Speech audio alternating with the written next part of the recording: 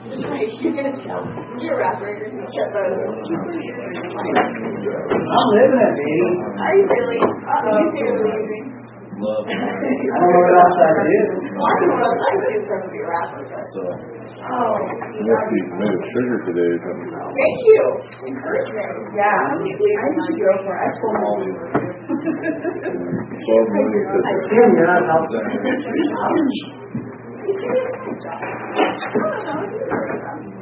How are you? Good. You have 2 minutes. You better read fast. Shelly's like, we can hear you. Thank you, Shelly.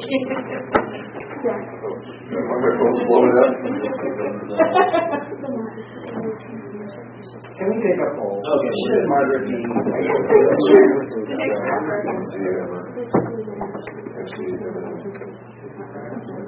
Would you lose? Like the calendar. Doctor-in-law. Usually report out I have. Oh, I know. Report. It has a long thing. That's it. I'm going to look at someone else. Golf ball. I didn't even go to that. You're only bad for the loss. No. There's no guarantee that you do it. You're living on second ball. Yeah, that's right. But it was chipping, right? So chipping, like I wasn't sure if I was going to was 60 yards. We got time to discuss this later. You might hit 6 feet, and you may hit 60 yards, and then now you got it.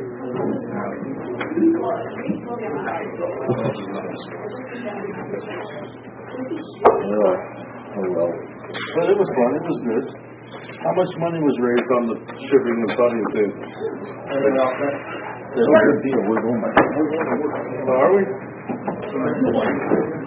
Please, God, like this can. I'm sorry. What's that? More than information. Oh, Okay, it's Shelley's fault. Good, Emma? All set? All right, meeting is back. We are going to public comment. This time is for information from the public on matters not appearing on this agenda or within the consent calendar. All comments are limited to 3 minutes and must pertain to matters within the jurisdiction of this board. When addressing the board, please state your name for the record and address the board as a whole through the chair. No action or discussion will be conducted on matters not listed on the agenda. However, the chair may refer the subject matter to the appropriate department for follow-up or schedule the matter on a subsequent board agenda. Is there any public comment on Zoom? Currently, I have no raised hands and no new chat. And do we have public comment from the board chambers on items not appearing on this agenda? Mr. Chairman and members of the board, I'm Tom Stokely from Mount Shasta representing myself. I'm here asking you to save the Trinity River Restoration Program by agendizing an item to write a letter to the Interior Secretary and the Bureau of Reclamation to make the Trinity Management Council into a federal advisory committee with public participation. The restoration program is an economic golden goose for Trinity County, particularly here in Weaverville. As I understand it, it's probably $1 million a year payroll, but it's very much in danger of dying. It has not been successful at restoring the fisheries. Steelhead was formerly a very important economic activity here in Trinity County in the wintertime when everything else shuts down, but that has not been the case for quite a while. There have been multiple reports, including a recent Headwaters report, clearly showing that the restoration program's management structure is broken and rife with conflicts of interest, self-dealing, and has resulted in 2 different public fishermen's groups being formed to either see it reformed or to defund it. Without reform, those groups will eventually be successful in defunding it. Is this what you want as a board? How can you explain fishermen asking to defund the fishery restoration program? As a person who participated in the minutia of the Trinity River Restoration Program for 20 years or more, and I tracked it very closely, it's very clear that there needs to be a change in the management structure. That change would be to turn the Management Council into a federal advisory committee subject to conflict of interest rules. As it is, the TMC is not subject to either the Brown Act or the Federal Advisory Committee because it's made up entirely of government agencies and tribes. While the restoration program has retained a consultant to work on reform of the restoration program, it is incapable of self-reform because of the voting rules and the makeup of the organization. Why would TMC members want to change a setup that allows them to vote on a budget that provides them with multi-million-dollar no-bid contracts? It's clear that this governance structure is broken and needs to be made into a federal advisory committee with public members as full decision-making partners subject to conflict of interest rules. The Board of Supervisors has always taken the lead in efforts to restore the Trinity River. The original restoration program started in the 1970s at the behest of Trinity County and the Hoopa Valley Tribe. The late Supervisor Jim Smith from Junction City led the charge, and then I took over as a county planner in the late 1980s until late 2008. There has been a void since I retired. Trinity County should again take on a leadership role and ask the Interior Department to make the TMC a federal advisory committee. It is the only way to reform the restoration program and save it from itself.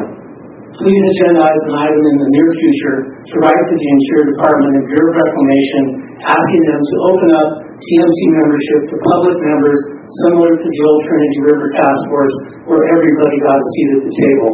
Thank you. Thank you very much.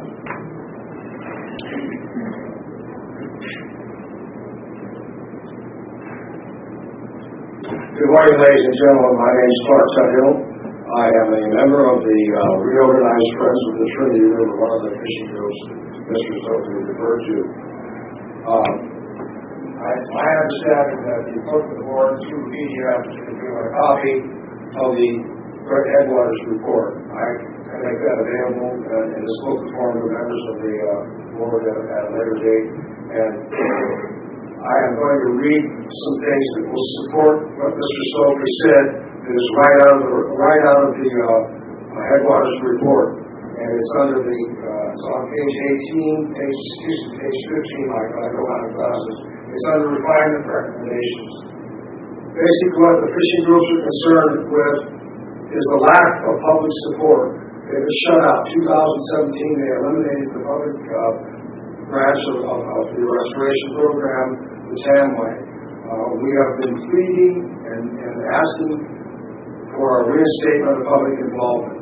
There are some members of the restoration program that I have personally spoken to that support this proposal, and that they are. In fact, I spoke with one guy yesterday, and he said, absolutely, we need public involvement. But here's the refinement recommendations from the Headwaters report. Refinement recommendations.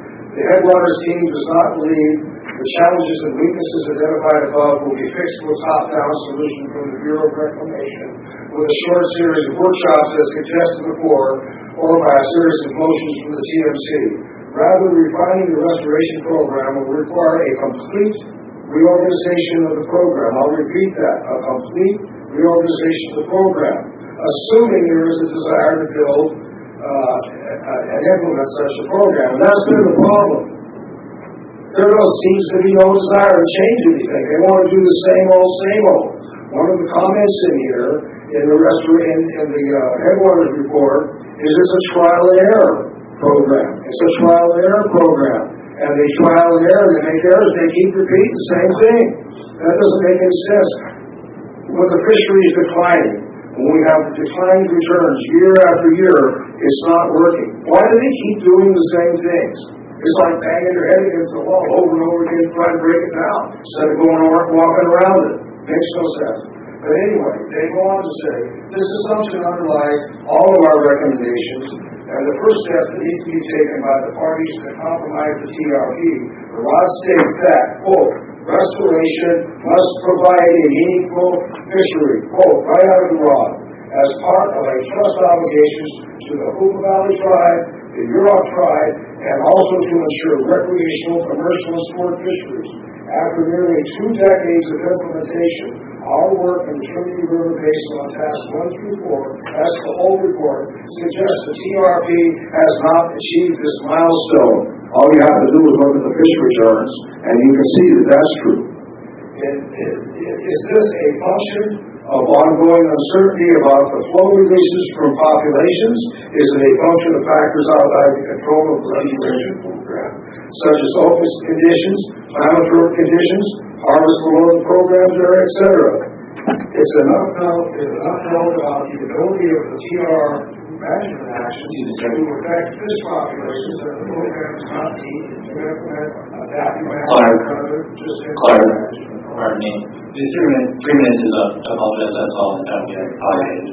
The fishery, our program would like to be on the next agenda, and we'll go over this. We would like to have the time to spend with you folks to go over this program in detail rather than just 3 minutes. Thank you. Thank you. Mr. Chairman. Clark, feel free to contact me as the lead on the TMC for the county, and please, the Friends of the Trinity have never ever talked to me about any of the issues that they have, and we are in the middle of a refinements process, and the Friends of the Trinity have not come to the TMC meetings, so I would love to have you guys come here and have input in that. So, our input be meaningful, Mr. Groves? You're asking for input, and I can't tell you what other members. Your input is meaningful to me. So if you want to sit down and anytime as a group, as an individual, talk to me, I'm more than willing to meet you anywhere, anytime, and go over these issues. They're valid issues, and but there is a process. I hope that's true. I understand Mr. Gold is also the alternate. He's the alternate, and I'm sure he would be willing to meet at the same time, individually, and I'm speaking for him, but I think I'm pretty confident in that. Well, I think if we do that, we need to meet with both of you gentlemen. And we also need to meet with all these people, and they also need to go over this in detail. There's a lot of information in here, but basically it says some things have to be done. I'm very familiar with that 3-year-old report, and we are in the process of working on it. Okay, well, I understand from the gentleman that put this together that they've been doing some things in terms of the science stuff, but there's been nothing done as far as governance. In fact, that is not true. Well, we need to get that straightened out. And again, feel free to contact me anytime, and you can discuss what has and has not happened. All right, we'll do that. We'll have a conversation about that. Thanks. Thank you. All right, is there any additional public comment coming from the library chambers? Hello, I've been trying to get in to make public comment on Zoom. We'll get to Zoom in just a minute. I think we're still finishing up the chambers here in the library. Thank you. Please, sir. My name is Leland Thomas. I'm a trustee of the IOOF camp, and I'm here to discuss the Mountain Medical District.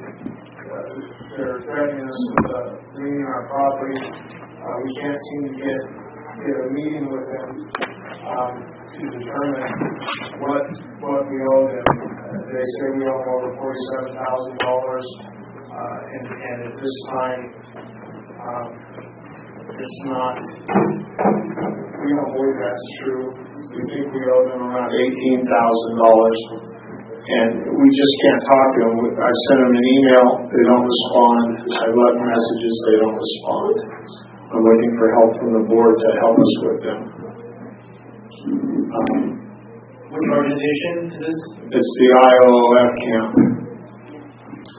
So, Mr. Chair, this is in my district, and last night I sent a note to Pam. Yes. And requesting some information. I have talked to the hospital, and I'm trying to set up another meeting to get this taken care of once and for all. Okay, we have 12 full-time dwellings, and we have 43 that are less than 30 days a year vacation units. Okay. And the original ballot it allows for less than 30 days without a charge. And then they revised it, the revision in 2016, they left out that paragraph. So that's our problem with it. They're not giving us credit for the people that are there for less than 30 days. Again, if Pam gets that information back to me, I will act as an intermediary and get that to the hospital, and then we see if we can get this settled. Okay. I appreciate if you could help us get a meeting with them. I'm trying. It's a very close situation. Okay. Thank you.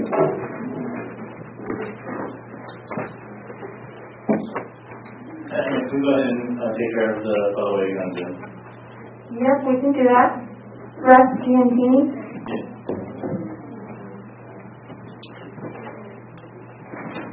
Russ, are you guys on Zoom still?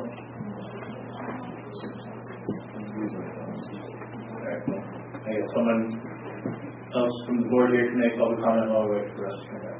I'm Pam Mordecai from the IOF camp.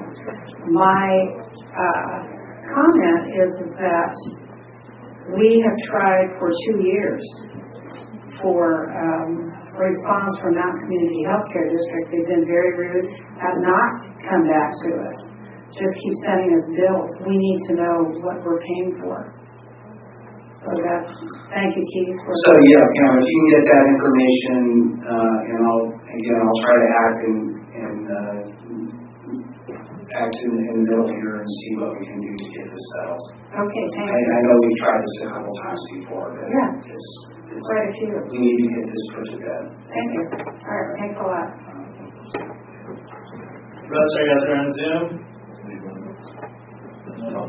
Anybody else from the library chambers wishing to make? Good morning. Oh, you got the floor, Russ. Go ahead. Thank you so much. Good morning, Supervisors. On January 5th of this year, Supervisor Gogan requested that he be appointed the Lee County representative to the TMC. In denying his request and making him the county's alternate, Chairman Brown indicated that over the months to follow, you would like to see him get some experience on the TMC before becoming the county's voting representative. In the 7 months since that January meeting, Supervisor Gogan has done exactly that. He's attended all the TMC meetings, is on the Restoration Scientific Advisory Board, and has attended those meetings as well. Chairman Brown, at the time, you hoped that making Liam the alternate would put him in the room to ask the tough questions that the county needs answered as the restoration moves forward. Sadly, I have to report that the TRRP is denying him the right to speak because he's an alternate, while at the same time allowing alternates from other agencies to speak in those proceedings. So it hasn't worked out as all of us had thought it would, and sadly, Liam's expertise has been silenced. Now, at that same meeting in January, you asked Supervisor Groves to make a presentation explaining the county's stance on TRRP, and you told him you wanted it done within the next couple of months.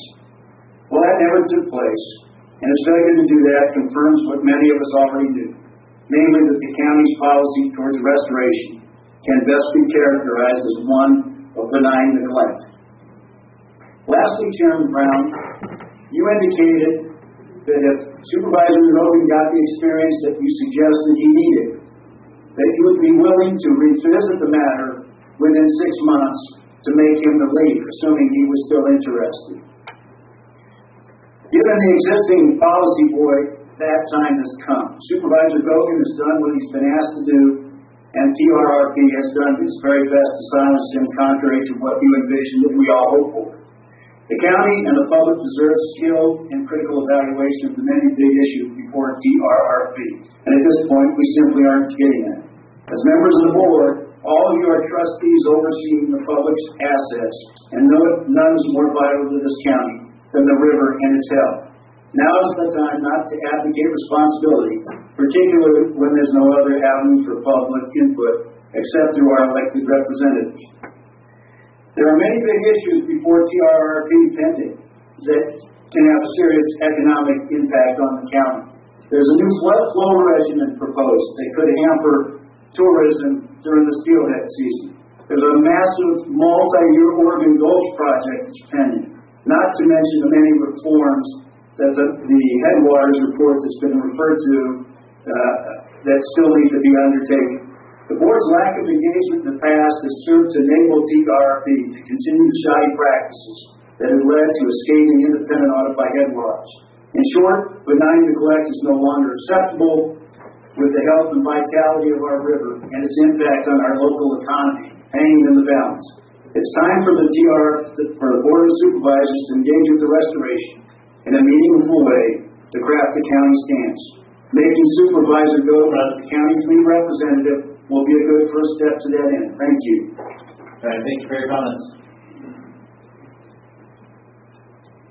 Is there anybody else on Zoom or anybody in the library chambers wishing to make public comment?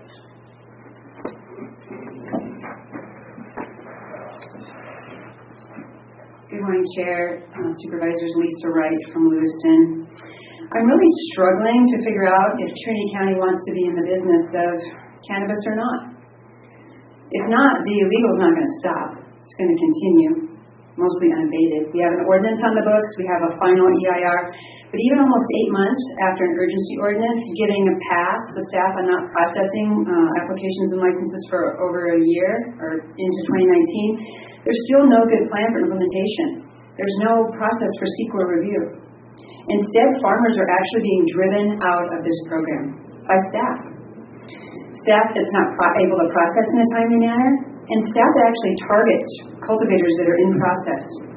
Rather than the cannabis program compliance working with these farmers, recognizing that many times it's a county issue, perhaps there's not a final piece of paper, there's not an extension to their garage electric.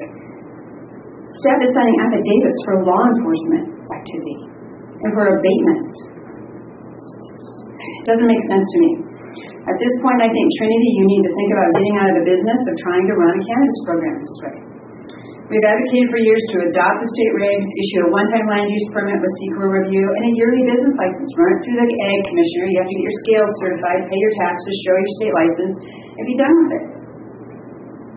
Whether it's a lack of staff, lack of appropriate direction, or outright discrimination, or maybe mean-heartedness, I don't know, and frankly, it really doesn't matter because what's happening is the opportunity for a flourishing local economy and for environmental protection is not being seized. Trinity has for decades been the home of hundreds of thousands of illegal cannabis operations. Why not take the opportunity to bring them into compliance and environmental protection? Support the hundreds of small businesses. Stop stigmatizing this as something that's bad. It's legal in California. Creating your car voucher saying it's a bad thing. It's not. These are small businesses with families and workers and a support economy that really drives Trinity. You have business, building materials, you have contractors, you have consultants. Hundreds of millions of dollars in the local economy that is just kind of being let fritter away. Now throw the loss of the new cannabis tax on top of that, you're talking millions of dollars of revenue to the county itself to help its citizens. You know, what is going on? I just shake my head over the loss of this opportunity. So I'm looking to you, Board, to fix this, to make this right, to allow a flourishing local economy. Get this right here for us. Thank you so much. Thank you for your comments. Any additional comments from the library chambers?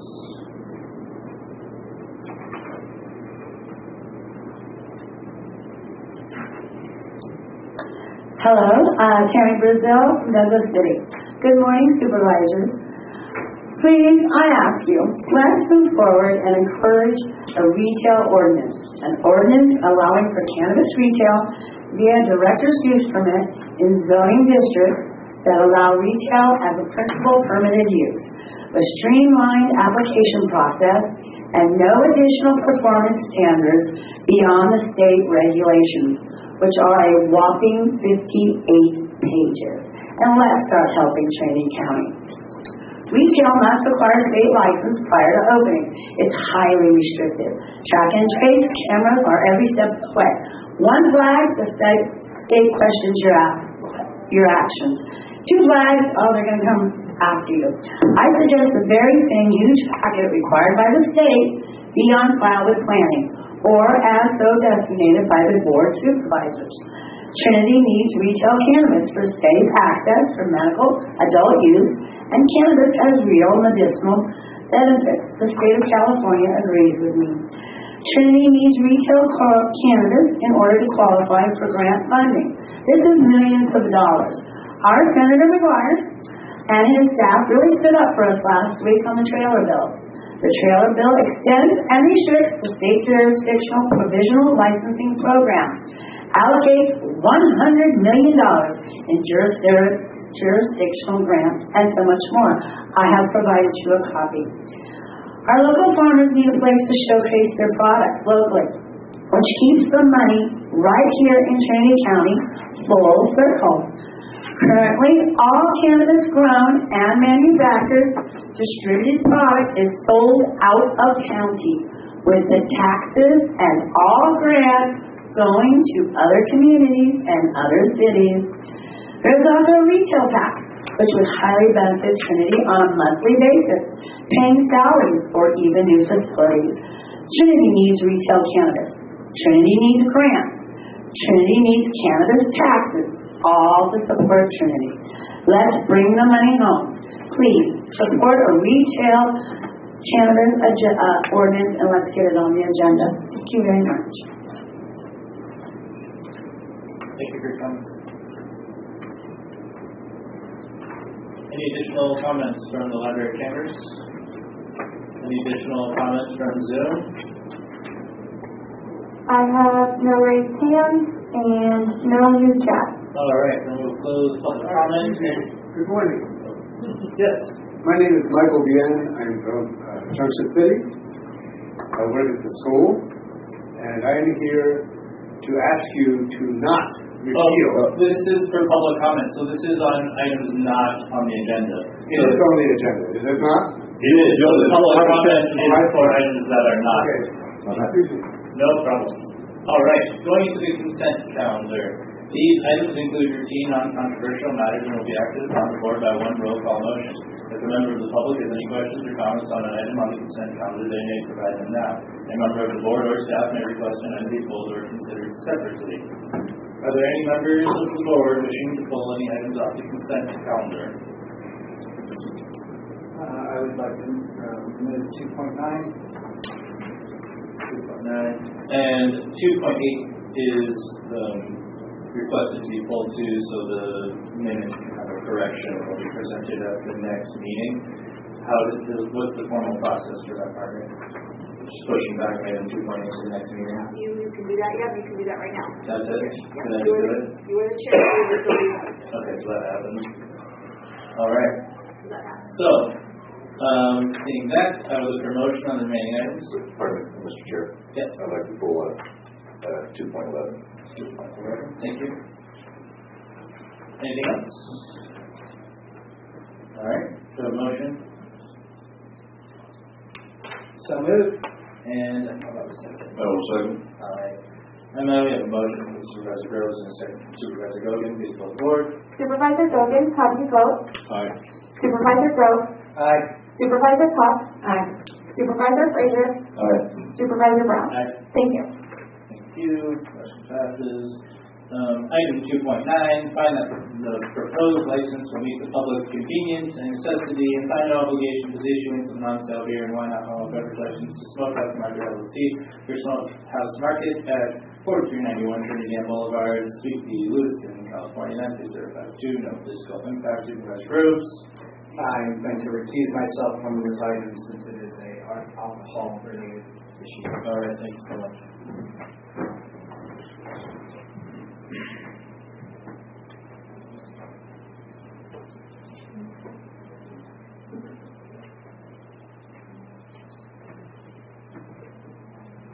All right, is there any public comment on this item?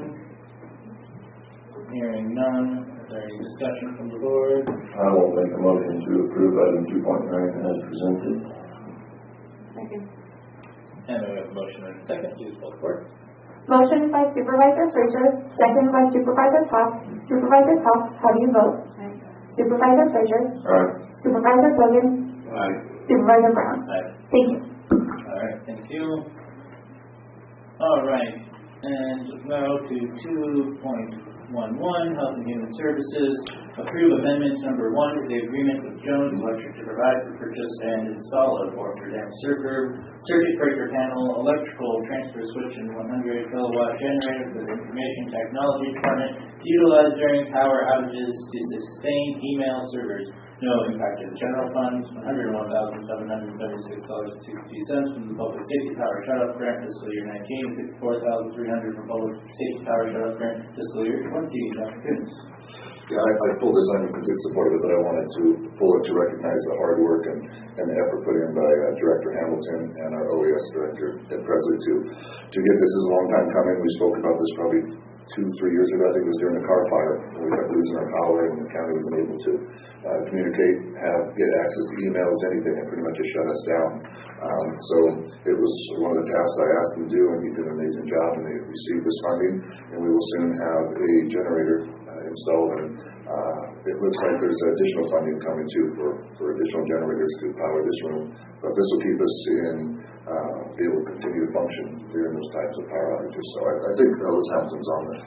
She can talk a little bit about it, but essentially I'm just pulling in for the kudos for the great job staff did. And was this from PG&E grant money or from OES? OES. Okay, thank you.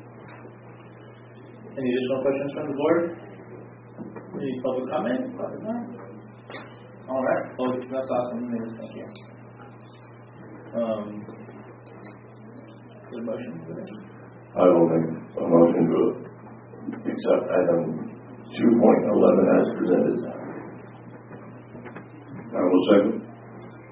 And then you have a motion from Supervisor Frazier, second from Supervisor Gogan. For the board. Supervisor Gogan, how do you vote? Aye. Supervisor Frazier? Aye. Supervisor Groves? Aye. Supervisor Cox? Aye. Supervisor Brown? Aye. Thank you. Thank you. Motion passes. Mr. Chair, I would like to request that we somehow turn up the volume in the lobby. They can barely hear anything we don't hear. Okay. I have adjusted it. We'll see if that helps. All right, we're going to go into our 10 a.m. or 10:29 public hearing. Planning and zoning, item 3.1. Introduce, waive the reading of an extended urgency ordinance enacted on August 18, 2020, imposing a temporary moratorium on issuance of new or the transfer of existing commercial cannabis cultivation licenses in the Rush Creek opt-out area for 1 year. Fiscal impact unknown. Director Hunter. Good morning. Can we request that anybody in the lobby that wants to listen to this on 3.1? Yeah, if anyone in the lobby wants to come and grab a chair, there's chairs, you can stand.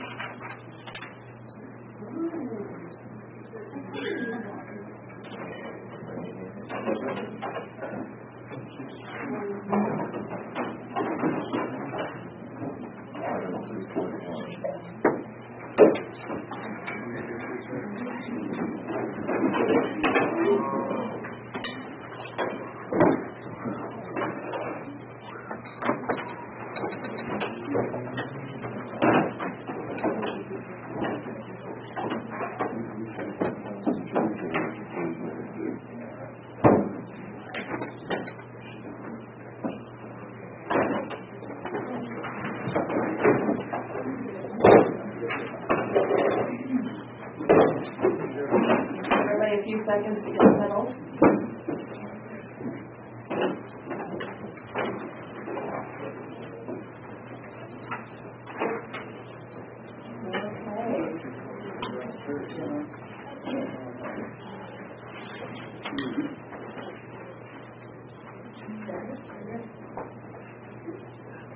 Again, Kim Hunter, Director of Building and Planning. I'm here today to present the second extension, and it's the last extension of the Rush Creek area cannabis licensing moratorium, otherwise known as the opt-out. This has been on the books, so to speak, since August 18, 2020. It was approved for the first 45 days, as prescribed by state law, and then the first extension was granted for a period of 10 months, 15 days. and that is coming up for expiration. State law, government code, allows for a last extension, the second extension for a year. So the urgency ordinances are temporary until the issue at hand, so to speak, can be adopted into code. So the next step for this opt-out would be in the next year to amend the cannabis cultivation ordinance 17.43, section 17.43 of the zoning code, and add this opt-out area that's identified along with the other existing opt-outs. The same holds true for the Lewiston area expansion opt-out that we saw that came before you a few weeks ago. That was coming up also for its first 45 days. So we have one that's heading into its last extension, and then the Lewiston expansion opt-out that will come before you in a few weeks, and that will be for its first extension. So these are moving, and we definitely want to get action taken before they expire. So obviously this is in the Rush Creek area, and the opt-out area contains approximately 103 privately owned parcels. The majority of property owners have signed petitions and been very vocal about being in favor of this opt-out. And I think I'll just leave it at that. The staff report covers most everything. You have a map of the area, which I should, just mention. This is at the area of State Route 3 and Trinity Dam Boulevard within the Rush Creek Estates subdivision. It doesn't just include the subdivision, and I'm going to stop right there. I forgot to give my disclosure. I meant to do that in the beginning, and I just got a little off topic with the way we started. I am a resident of the Rush Creek area. I own a property within this area. I did not sign the petition and remain objective on this issue. So, sorry, backtrack a little bit, but that's very important to mention.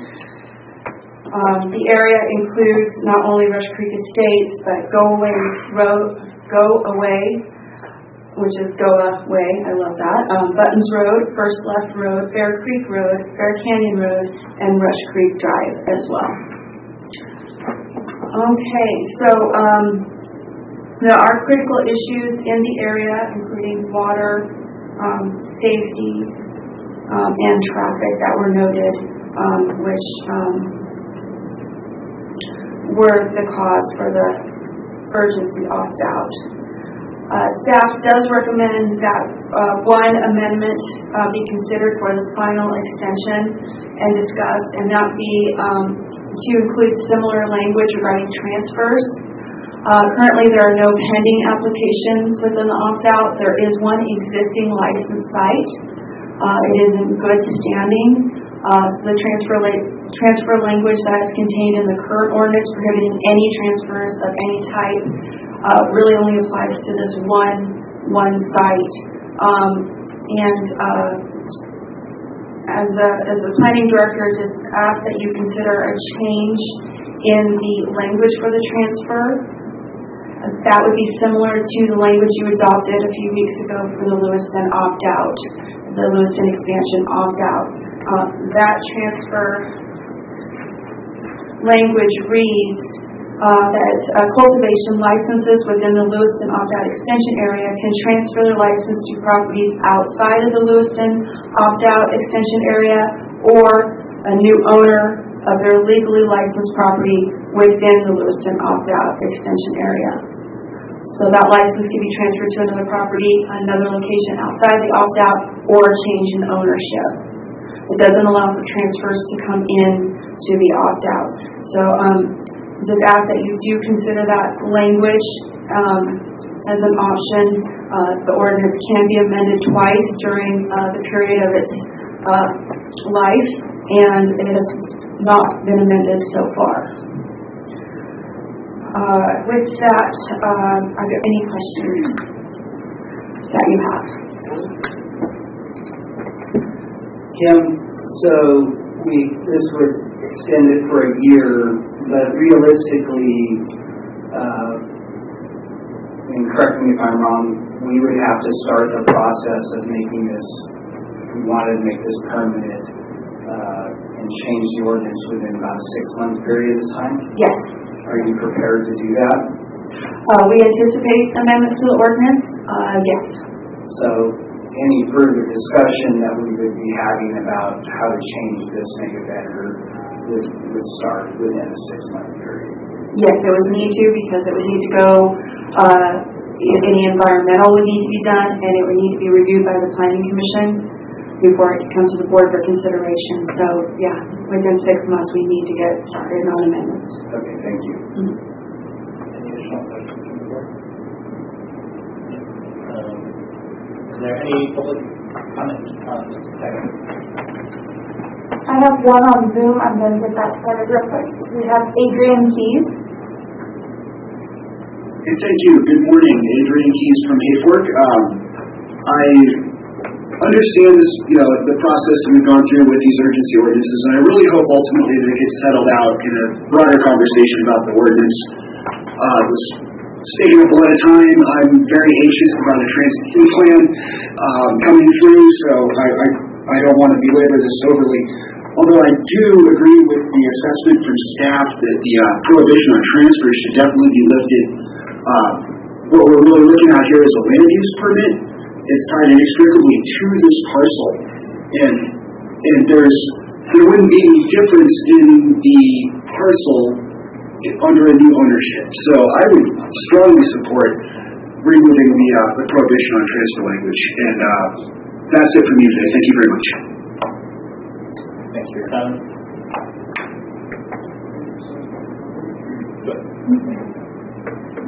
Good morning. Please state your name and residence for the Yes, sir. I just want to say I hope everyone has a nice Independence Day. Good long weekend. My name is James Cook. I live within the Rush Creek opt-out zone on First Left Road. My co-owner of Trinity Horticultural Company, Brittany Stay, right here. I think Kim and Adrian already pretty much covered what I came here to say today, and that was, after watching the meeting regarding the Lewiston opt-out, and the decisions made by the board to change the language regarding transfer of license. That's really all I'm asking for too. Same opportunity and privilege as every other licensed farm to be able to do so. So I strongly hope you consider that today, and thanks for your time. Thank you for your comments. Is there additional public comment from the room? My name is Cecil Brown. I own property also. My wife and I own property on Rush Creek Drive, and we're directly affected by these decisions on the marijuana grows. I have a lot of background and experience the damage this does, and I'm here to tell this board, please don't promote this marijuana growing. You think your rules and regulations will limit it? You're wrong. I already know there are commercial grows on Rush Creek Drive, at least one. I see it every day. And the issues that are being addressed, like the income, our own board of supervisors followed that, and it didn't work for them. The damage has been horrendous. We've had everything from cartels sending hitmen up after our police officers to, we just took out a 51,000 plant grow in the last, 2 months? In a different county. In a different county. And they had altered our streams and done so much damage. We own ranch property, or did, in that area.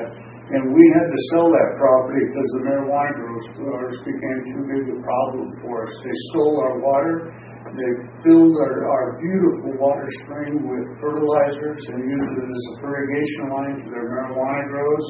The trespass is constant. The armed players is constant. The threats and intimidation is constant. They're a very organized and effective group when it comes to that. And I encourage you, don't let that happen here. You all seem to know and understand and love Rush Creek. Well, when the grows go in, they love these grow bags, and they fill them up with chemicals, and fertilizers and nitrates, and they don't take them out at the end of the season, regardless of what the rules are. And all of that will wash down into the creek, and eventually it's going to have an environmental effect. We've got so much experience in what happens through the county. Our personal county, we live in a forested area and look at hundreds of acres of beautiful vineyards. It's quiet. Our neighbors are good people. Since the commercial grows have come in, we almost nightly have to listen to automatic weapons fire over the neighborhood. We have aggressive people. We have trespass. We have theft. We have vandalism. We had to put up the other day with one of the growers on a Harley Davidson doing wheel stands with no exhaust system back and forth through the neighborhood. I cannot overstate how much damage will come to this county if you allow these grows, and I fully support extending the opt-out in our area. And I thank the board for sending us a notice on this. Thank you for your comments. Yeah, thank you. So I have one comment back to that. We are not voting today to bring any more outside cannabis into this area. We're voting to keep the one that may be in there. There will be, as far as I know, there will be no more grows, legal grows in West Creek subdivision or area than there is now. And if there was to be any besides the one that is now, it would have to be in a legal grow,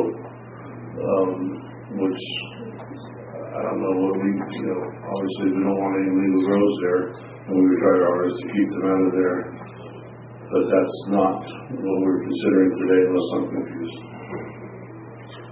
All right. Is there any other public comment from the room?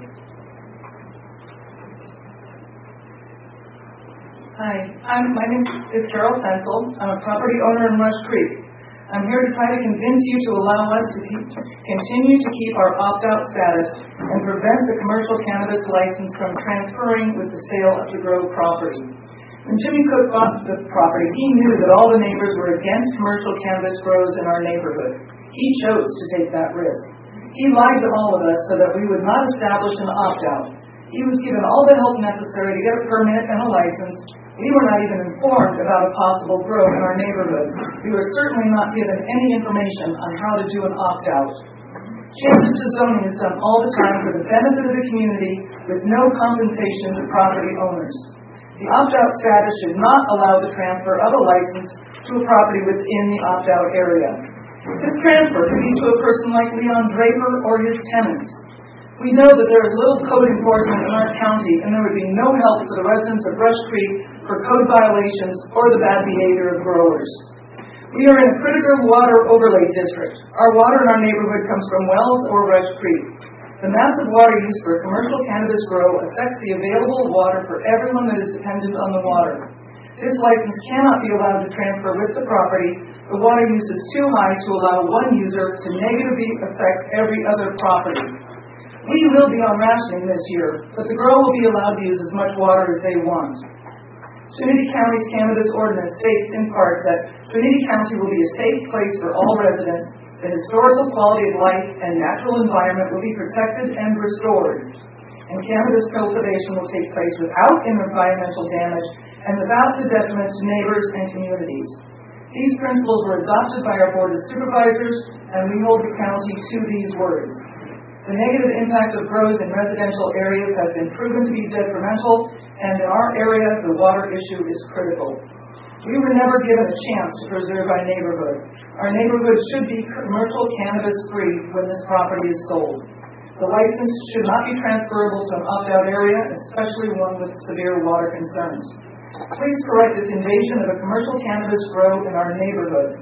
The license should transfer to an area that is conducive to this activity, not in our neighborhoods. Thank you for your consideration. Thanks for your time. And I have copies if I could approach and... Is there any additional public comments on this item?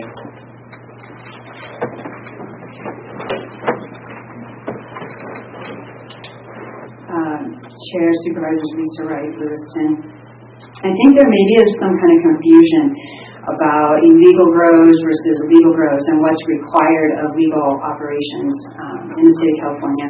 There are serious environmental restrictions and reviews, both by Fish and Wildlife, the Water Board, as well as local CEQA now that we're hoping to have a plan for on that review, and CDFA licensing.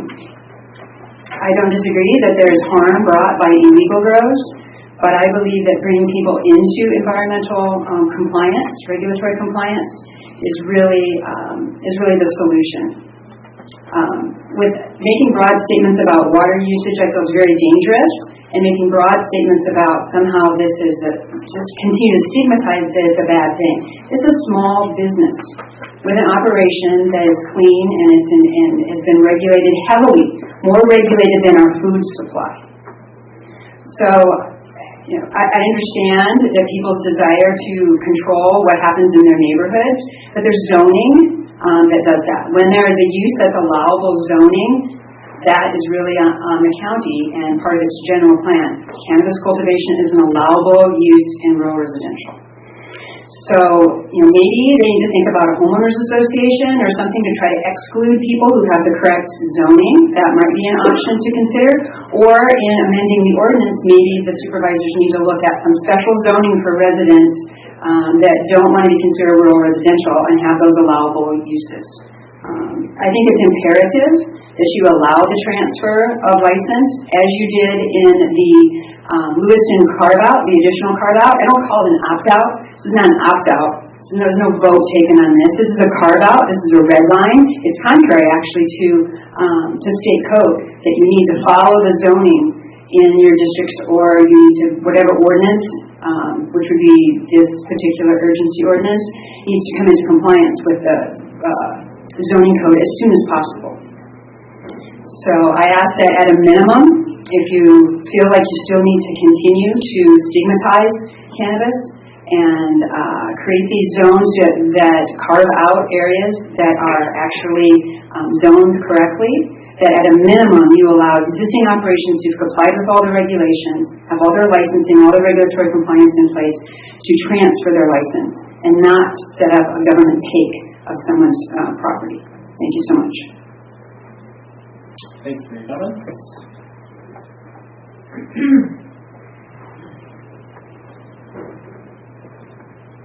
I'm Sally Barrow. I live on Bear Creek Road.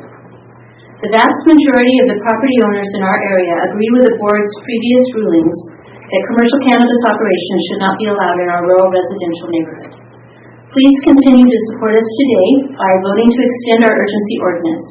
Please support it as the board has done in the past 2 hearings as it is written. No new licenses or transfer of current licenses. At the last hearing, the owner of the one licensed property in our opt-out area was complimented by certain board members as being one of the early licenses in the county. The licensees stated how shocked they were to hear that there was going to be an opt-out.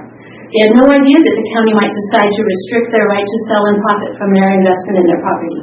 They even claimed that it was their constitutional right to be able to sell their business. This claim was repeated by one of the supervisors and rightly debunked by county council. In a written comment, Ms. Say states that without this allowance, the cultivators can either never sell or sell their property for a lower price, making this a poor business investment. Business is always a gamble.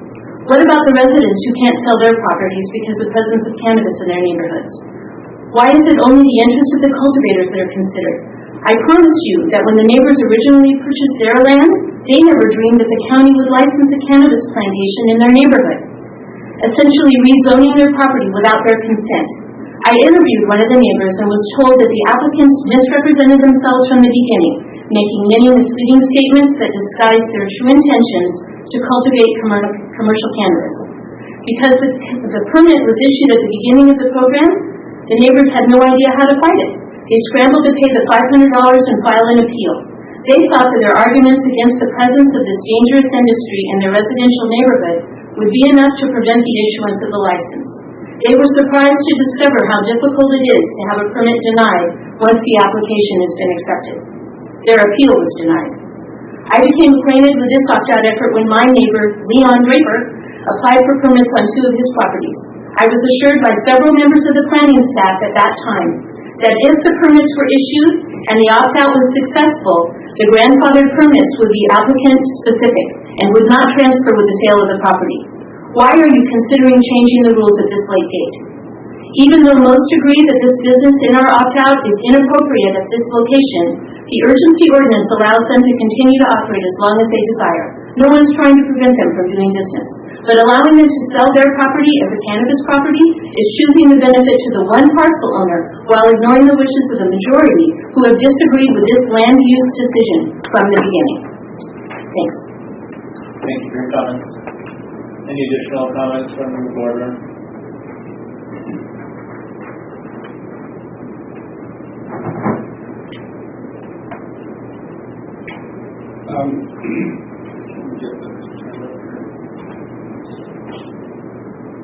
My name is Chris Parkin, and I live off of Bear Creek Road in the Rush Creek area. And I would like to thank the board for supporting us in the past regarding this opt-out and the extensions. As you know, most of the residents who live in this area are in support of the ordinance. There are 72 signatures that you received in the past supporting that, and only one in opposition to that. And I'm confident that those 72 support the extension today. We feel that the industry is inappropriate for our residential neighborhood with the reasons including one, the critical lack of water, especially this year. The flow of my creek is dependent on I collect water in the morning when the trees are not absorbing water, and in the afternoon my creek is dry. So we're really touch and go in our neighborhood. The road destruction due to large truck use and continued traffic from farm workers, and the potential for criminal activity due to the resumption of large quantities of cash and trash alongside the road related to rural operations and generated from cannabis farms. Although there are no licensed grows on Bear Creek, there are numerous illegal farms. And in multiple occasions, vehicles who have been lost and unbeknownst to me or unknown to me have come down my driveway, and I keep a weapon on my four-wheeler, and as I approach, they immediately take off and leave. 90% of them have out-of-state plates, and so I presume that they are workers in the illegal gardens. We would like you to please continue to support the opt-out ordinance with no changes to it. I understand that the one committee stated that he could lose money if he was not only allowed to sell to another grower, but that's one person, and there's 72 of us who have considerable investments in our parcels. And if we can't sell for what we bought it for due to the fact that there are illegal, or due to the fact that there are marijuana grows, well then did the committee say that he could take legal action against the county because they making a profit on his parcel. Well, if I can't make a profit on my parcel, I guess I'd send cents for me and the city utilities. So, please support us. Thanks. Thank you for your comments. Any additional public comment from the board?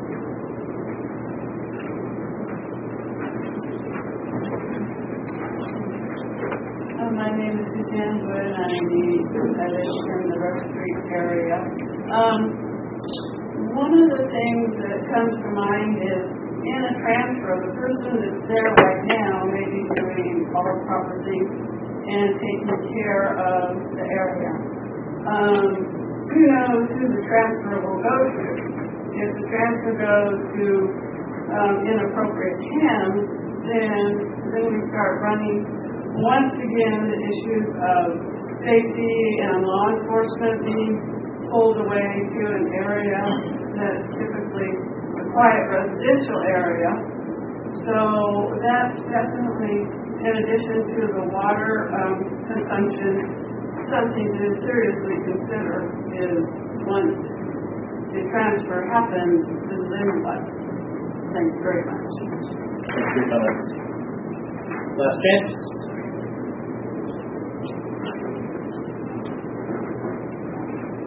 My name is Jim Miller. I live in the Rich area.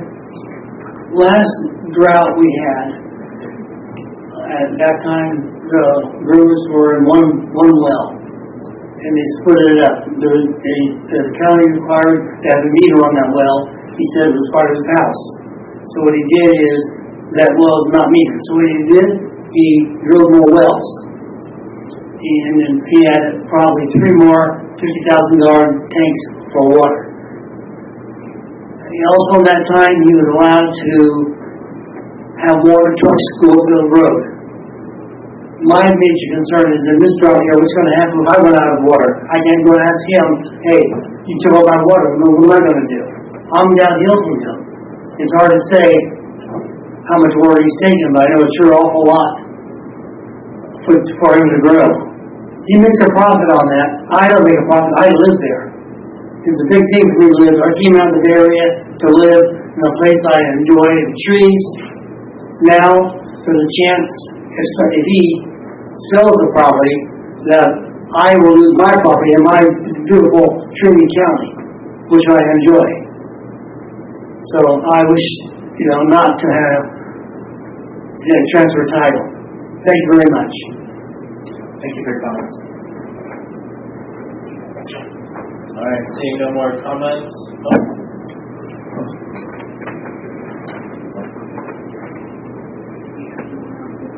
Good morning.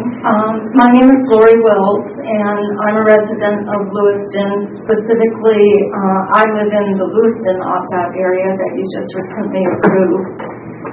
And I'm here to support the Rush Creek residents.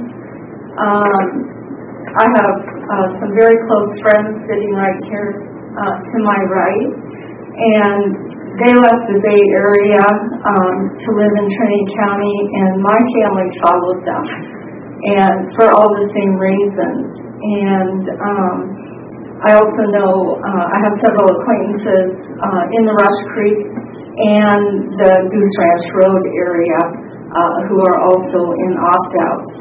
And I think Lewiston is speaking very clearly to the board that we do not want commercial cannabis in our district. And I'm here today to specifically speak about the transfers, and I support them that these licenses shouldn't be able to transfer. Maybe they can transfer out to another area, but I don't believe they should be allowed to transfer within the opt-out. And I can give you some specific examples. We have 3 commercial licenses in our Lewiston opt-out. All of those licenses have already transferred multiple times. So why is that? I don't know if you've delved into that or not, but we have. And on Lewiston Road, the original licensee was granted his license in 2018. That same year, he committed 2 different crimes in 2 different states. And he was arrested, and he has since 3 years later been convicted of those crimes. So he sold his ranch or his farm for that reason. And now it's sold to someone who has 2 other, the property in Lewiston and another property in Douglas City.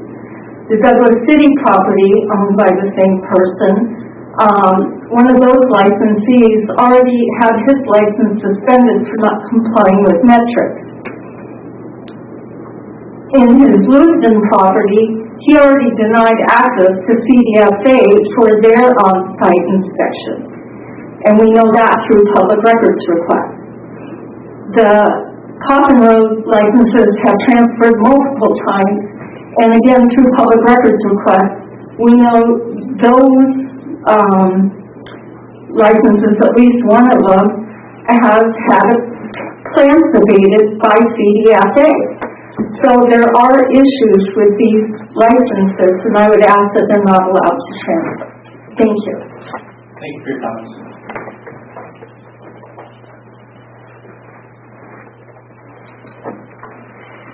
Good morning, Honor Wright from Weaverville. I just wanted to follow up on all the comments. I actually live in the Rush Creek Estates myself. That neighborhood, the Estates, is definitely not a viable commercial neighborhood, but some of these other neighborhoods are. And I really want to speak up to equity in treating these carve-outs really similarly across the board. So looking back at the Lewiston carve-out, the newer expanded one that was just passed, transfers are being allowed in that case. Transfers are important not only due to the vested property rights that these people hold with these licenses, but the property value increase, I mean tenfold almost, that people will be able to do, not only for themselves, but let's think about the greater community. If somebody's able to assess or sell a property at $1 million, where before it was sold at $250,000, what does that do for our local taxes? What does that do to the property value in our community? Being a license holder, there are many property improvements that you have to do. Make sure that the septic is back permitted if it was never permitted. Make sure your dwelling is back permitted if it was never permitted. Valid water source approval by the county, water board, fish and wildlife. Tight restrictions on annual water usage reports to make sure the state water board knows exactly how much water these cultivators are taking. Everything set up in the local and the state licensing program was made for environmental safety. It makes more sense to keep people and keep regulating them than to just let people go off and do whatever they want without regulation. In this specific instance, there is one grower, one family that is affected by this if you do not allow a transfer. They will not be able to value add to their property. They will not be able to bring higher assessment values to Trinity County and higher property taxes. And they won't be able to do what everybody else, including the new car law, is allowed to do. So if we're going to continue to take out sections of this community and say that these are not appropriate for growing, you have to grandfather in the people that have already been there, have paid all their money every year, have done all the compliance things they need to do, and will continue to do so. I was just talking to this couple out in the hallway, and they do a lot for their neighborhood. In fact, one of their neighbors came up and thanked them for all the help during the winter plowing their roads and keeping their property clean. I mean, that's the example of what kind of cultivator we want in this county. So I really urge you to keep these carve-outs equitable if you're going to keep doing them. If you're going to allow transfers in Lewiston, allow transfers in this neighborhood. It's about 15 miles apart. That's the only difference. Trust me, I live there. Thank you for your consideration. Thanks for your comments. We're going to go to some Zoom comments right now. Veronica? Hello. Can you hear me okay? Yes, please proceed. This is Veronica Kelly-Albies from Douglas City. I would like to encourage you to uphold the urgency ordinance for the opt-out areas with the inclusion of no transfer. I think what's getting lost in the division that has sort of occurred is property rights for all, of course, but also when I'm not anti-cannabis, I voted for it to be here, and because it was all about the mom and pops and the local businesses that we were going to be seeing flourish. And we were also told there would be no cumulative effects or changes to our communities.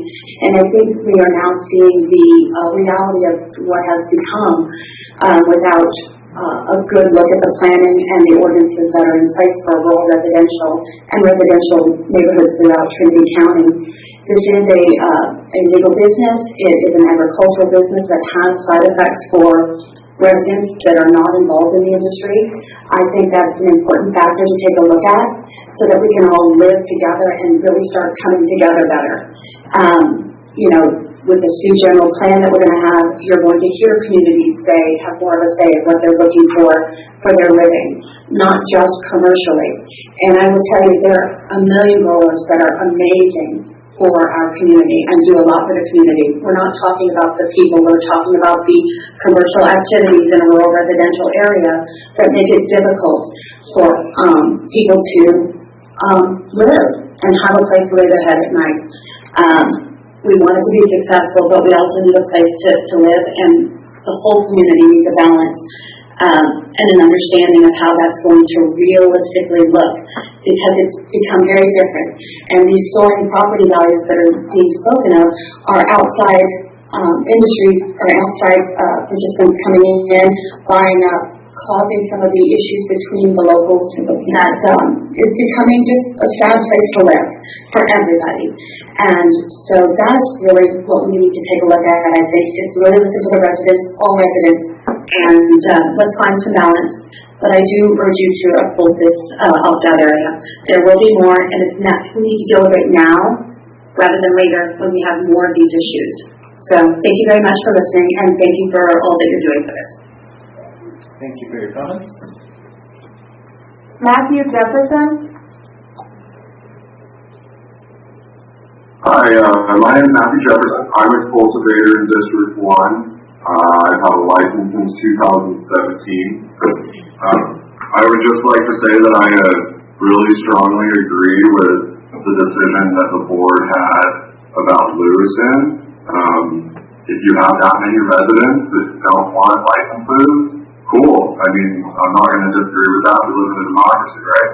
But I very strongly agree with the no sunset, and you have to be able to let people transfer. This is, I agree with the board and with the decision they had last time, and I hope that they can treat it the same way in this one. I really strongly thank the board for everything you guys do and all your time. I can't imagine how much time you put into this. But I'd like to address a few things that some of the people said that live in Roush Creek. The first thing I'm going to say is, whoever that gentleman was that says that he thinks it's okay to drive around the neighborhood with a gun on his quad, that's the solution, like and to make such stereotypes on people because you have one bad experience. I mean, I say shame on all of you. This is terrible. You're obviously have not come and spoken or talked to any of us. You don't know what kind of people we are. I am not a criminal, and it's very disrespectful for you to say such things. Property values, like, come on. The property I'm on was bought for $12,000 in 2000. I bought it for $300,000, and I could have sold it for $2 million last year. And a quarter-acre cannabis farm is not a plantation. I know the whole board knows that, and I wish that the Rush Creek people could understand that too. I'm growing a quarter-acre, and I'm competing with people in Salinas that are growing 40. We are not plantations. We are small farmers. We're families and we're business people. This whole water issue, if you're taking surface water, there's forbearance periods. I can't take water from April to November. I'm not affecting anybody in my neighborhood watershed. All of these things that you're saying are black market issues. And the regulations that this board is working so diligently and so hard on to put into place is what is going to solve all of these problems. And I wish that you could just, all those things that you're saying, every time you see cannabis cultivator, I'd like you to change that to black person. And then think for half a second how absolutely discriminatory all of your comments are. This board takes time and lots of time out of their lives. Good, strong program that support this community. We should all be and it's disgusting that you would come on here and say these things. And I thank the board again. I'm not calling anyone on the board to say these. Please don't think that. Have a good day. Thanks for your comments. Paul Hauser. Yeah, thank you for allowing me to speak. I wanted to be there in person, but couldn't. I'll reiterate what my neighbors, I live in Rush Creek, say as well, and to maybe address some of the other comments. I mean, it's understandable that a tiny number of folks want to make, huge profits at the expense of their neighbors, but we're asking the board to protect the rural residential neighborhood we're in from that. I can understand somebody wanting to turn a $12,000 property into a $2 million property, but the reality is that's done at the expense of the property values of their neighbors, and that's where we're asking for your protection. So I would ask that you keep the current language that does not allow transfers. To make that change midstream would be an economic taking. And some on the other side of the issue have it backwards. It would be an economic taking from the residential owners that would see a decline in their property values as a result of changing the rules. The other thing I'd like to address is this kind of corruption of grandfathering that folks are presenting. Grandfathering means that an existing owner gets to continue a non-conforming use only for their tenure. It doesn't convey a right in perpetuity with the ability to sell indefinitely and again capture those exceptional profits at the expense of your neighbors. So I'll keep it brief, but I would encourage you to keep the language that exists now and not take value from the existing property owners at Rush Creek. Thank you. Thank you for your comments. Rick Fletweiler? Hi, thank you. I live in Lewiston and was part of the group that was working with you on the Lewiston opt-out, and I wanted to show my support for what's being discussed about Rush Creek and supporting the continuance of the ordinance. I think a lot of the comments are very similar to what we heard in our last meeting, and I'll just comment on this. One, I know for me and for many other people, there's nothing about racism or the application of the view of racism to growers, if you will. I think the focus clearly is on the quality of life, the value of property to the people that were here in their homes, and then these farms to come up around them. And I think it's interesting, we hear about properties can go from 12,000 to 300 to 2 million or whatever they might be. That is the property that is being grown on, and it's probably 90% because there is a license there, and in the meantime the properties around them become less desirable, harder to sell unless you're selling to another person that can grow because of the odors and all the issues that you've heard a million times. So I agree with what was said, that there is a serious quality of life, financial, otherwise impact to the communities where these grows have been allowed. That's the reason that these opt-outs have been so aggressively pursued, and I just encourage you to continue to move in that direction, support these opt-outs, and I think at some point there does need to be a solution for dealing with the equity that is lost if someone said, I can only transfer my license to another parcel outside of one of these areas. That license is really probably the greatest value, especially since we're not issuing new ones at this time. And I think that is where we need to see what value would be taken with them versus only looking at what value is lost. Because I guarantee you that property is not worth $2 million if the license isn't there, and it isn't just the improvements made to the property for the purposes of farming that have made it worth $2 million. It's because it has a license to grow there, and what we're all coming to the conclusion is that license should have never been granted. It's in a community where it doesn't belong, affecting quality of life and property values for others.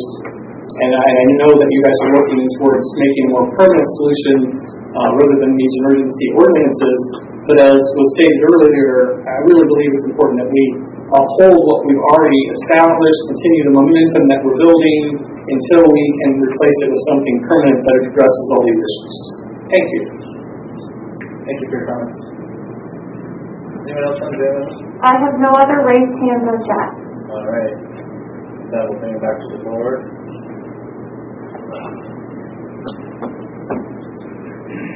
Board, do you have any questions or comments? I do have a question. I'm confused by the difference in viewpoint and advocacy between a transition plan offered up by our CAO last December who was looking toward a future of how we would solve this problem on a larger scale, and the suggestion was made that slowly over time we begin to move the licensees, or grant those license rather, in an area where agriculture was more obvious and more sustainable, and yet we have a department head who is advocating exactly the opposite, and so the difference of local opinion is confusing to me.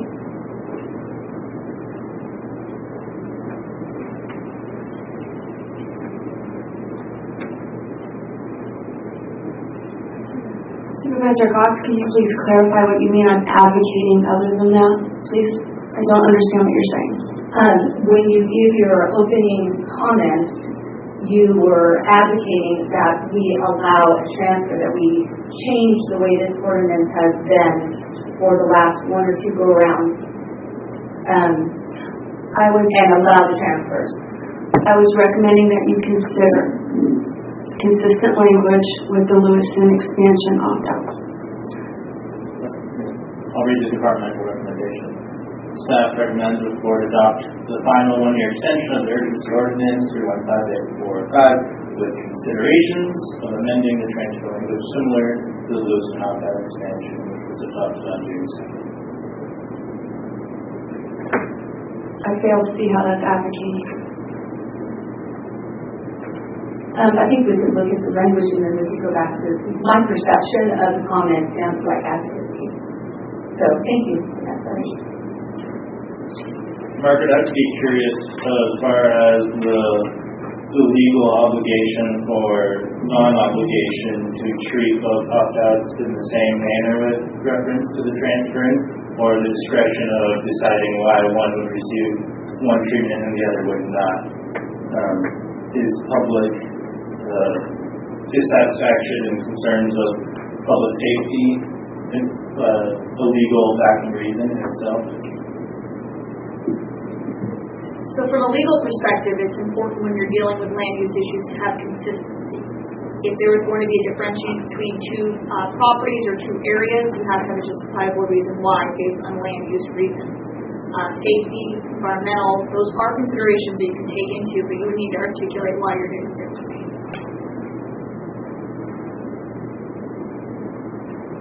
Board, do you have any other additional questions? Yeah, I'm confused by that because if there needed to be a justifiable reason, which is why we were changing something, why did that conversation happen today and it didn't happen 2 weeks ago? Because that was changing something. As part of the discussion on the Lewiston opt-out, there was discussion as to why that should be, and as part of the motion was made, so it was justified at that time. Again, coming here, you can make whatever decision you want going forward, you just have to have a justifiable land use reason to do so. Supervisor, any other questions? No, I'll save mine for comments. Thank you. No further questions? I would move to re-adopt the urgency ordinance for 1 year as is previously written. Oh, second. Okay. We have a motion and a second. Is there any discussion about that? I have discussion. We obviously have an issue over grandfathering non-conforming uses that needs a bigger solution than what we can do in an urgency ordinance. And if this passes today, and when we come to a permanent ordinance, I would like to see staff and the planning commission tackle this problem. Other counties tackle it by volunteering transfers and giving incentives to transfer out of areas where they want. If that means they get free taxes for 10 years, or if we, some sort of break that the county can give for them to transfer away from those. But at this point, I think it's important that we keep this as is to push this forward and get that done. And it could be that maybe we do just grandfather or sunset out. But this is a bigger issue that needs full discussion and full vetting by the commission and the land use side of it. So if this happens, that would be my recommendation for direction to staff. May I ask the current licensee, are you guys trying to sell your property currently? We were planning to last year, but then the opt-out happened. We were waiting for the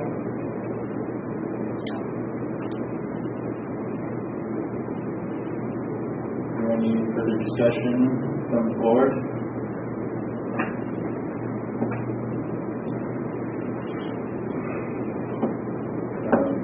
Obviously, my concern is the two different opt-outs having two different policies, so to speak. But I hear what Supervisor Grove is saying about when the complete ordinance comes back for a permanent adoption, that would be looked at then. As you mentioned, other counties have done creative solutions such as Triple R program, where they are relocated usually with tax incentives or fee waivers, and a rural residential grow goes somewhere where it's zone tag or where there's no slope or where it's not in a residential neighborhood. So I do believe that creative solutions there's potential for them. I think someone has to kind of hold the hand of that process along, because it has to be very site specific, and I'm sure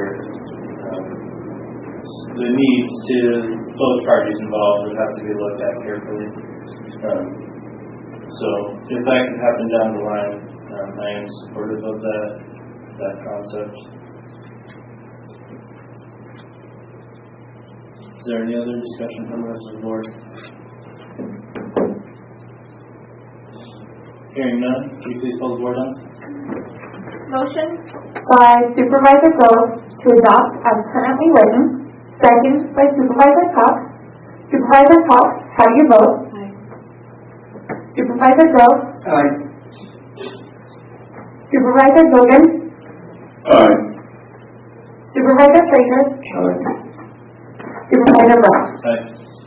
Motion passes unanimously.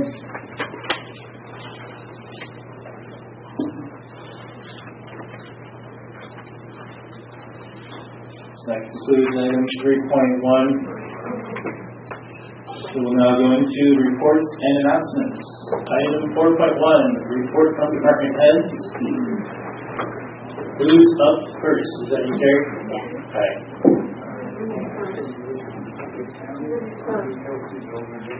Good morning, Terry McBrayer, Treasurer Tax Collector. I wanted to provide you with some updates for our department. We've had several significant changes over the last year and a half, 2 years. We converted to a new property tax software. That one we are finally running smoothly with that. We were not as fortunate with our accounting software. That has been very problematic. It took quite some time for us to even be partially operational, and we do believe that we finally narrowed it down to one main issue, and so we're finally coming to a resolution on that. Our office, just like many others, has been impacted pretty hard with the pandemic, with the recruiting and retention. We had people that didn't come back after that, people that retired. We currently have one recruitment running, and we've made an offer for someone else. It's just a kind of a lengthy process before by the time they go through all their backgrounds and what have you. The other topic that I wanted to touch base on was the Measure G that was passed in November. The measure established a cultivation and a commercial cannabis retail tax. This became effective as of January 1. Since that time, our team has been working diligently to implement that tax initiative. Before I get into more specifics of that, I wanted to take this opportunity to introduce you to Dawn Marino. She's going to be the second person prior to me that will be helping me. So we're very happy to have her in this capacity working on our team. I look forward to working with you guys. Terry, she's going to be heading the cannabis taxes. She will be yes, she'll help me. She's going to be my go-to person. Thank you. I wanted to kind of start by clarifying some specifics and then provide some updates on the implementation. When this measure was passed, it's my understanding that it was to look out kind of for the mom and pop. So when they established this, it was a tiered method for the cultivation and then a flat rate for the retail. There are some requirements for the licensees to provide either a cash deposit or a surety bond in order to conform with the measures that were put in place. There's the misperception that's been out there that I've been approached about is that taxes are already due, and that's not actually the case. So for the retail, the way that works is those will be due quarterly, and then for cultivators, those folks, so anything that took place from January to June, those would actually be due November, and then anything that takes place from July to December would be due the following May. The tiered system, this is basically it's based off the amount that was sold, and it is by the type. So it's going to be taxed the flower, the leaf, and then the fresh cannabis. So far, we are about 80% of the licensees have complied, and they have given us either their surety bond or their cash deposit. For the cultivators that have not complied, they are in jeopardy of losing their licenses, and we're going through those steps now to coordinate with the cannabis department on that. At this time, per the information provided to our office from the cannabis department, we have 273 active licenses. Of those licenses, only one of those is a retail license. We have not received any cannabis tax revenue at this point.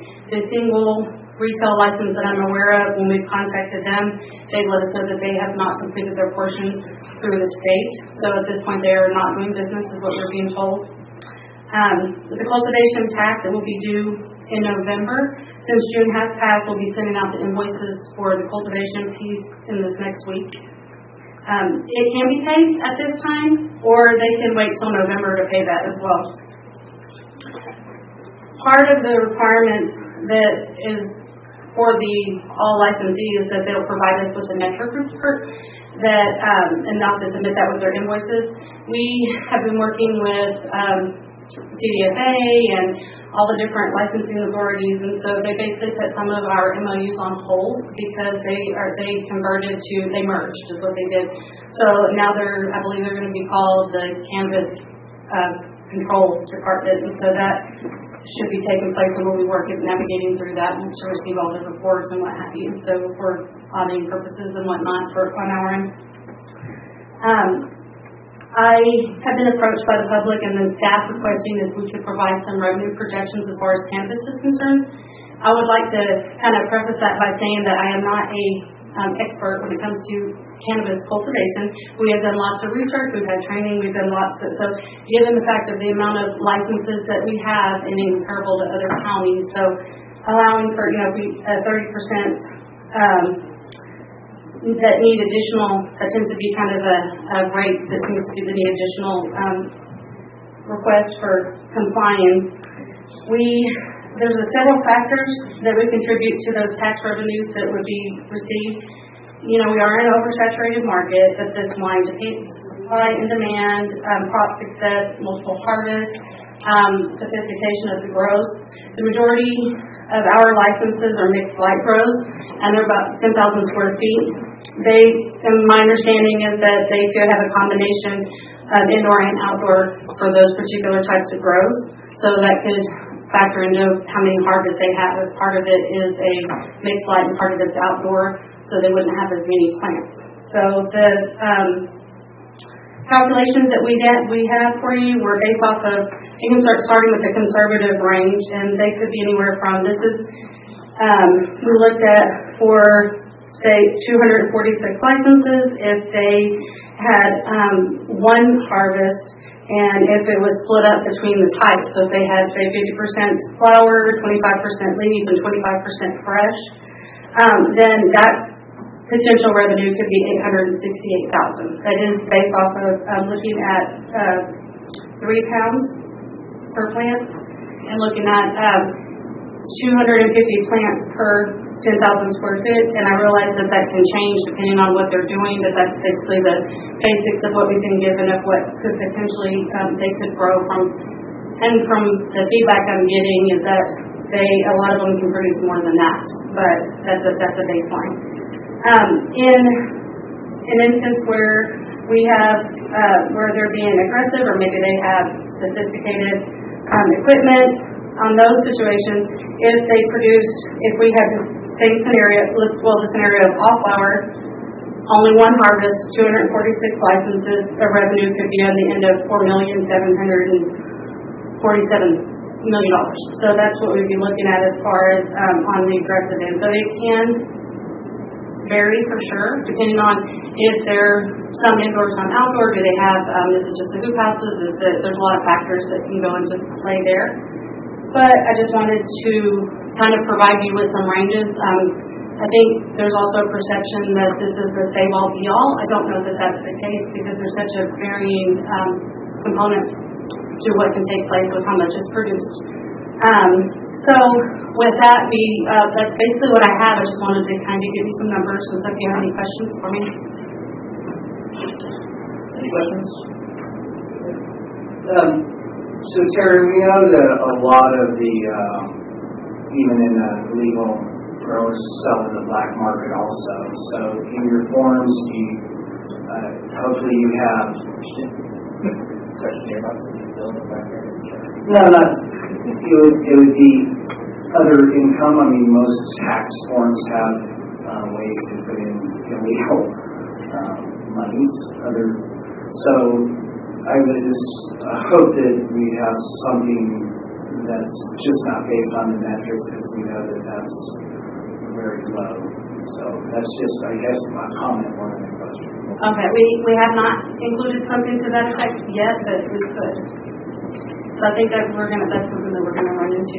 I know some counties are still looking at going in ways of auditing and verifying what they're actually doing. But at first place to start is if the metric is matching what they're telling us. So. Right. No, I understand that, but at some point, and then I guess this is more of a question for Margaret. What are the repercussions? Say somebody gets caught selling in the black market and they lied on a Trinity County tax form.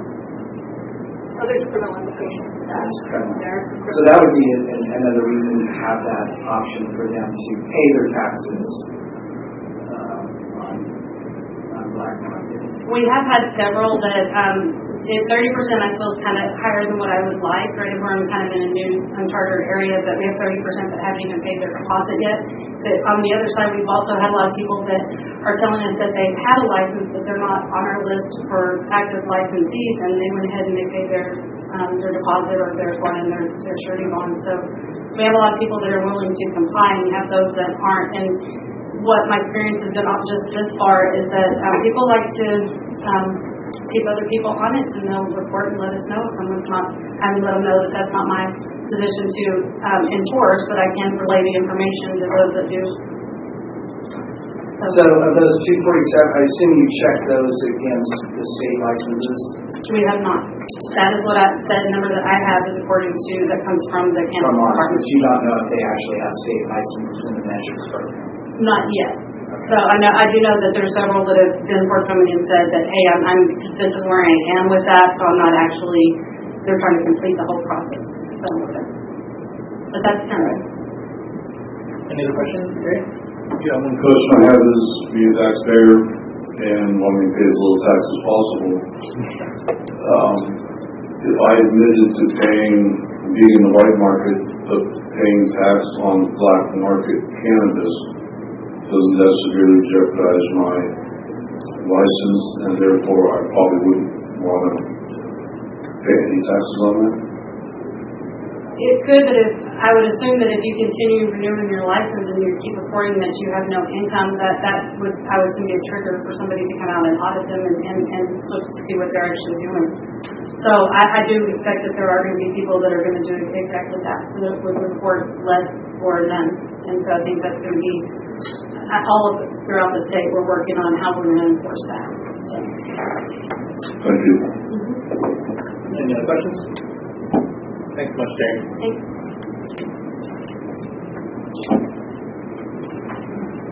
All right, are there any department heads wishing to report out on Zoom? Anyone in Zoom? I'm not seeing any movement yet. All right.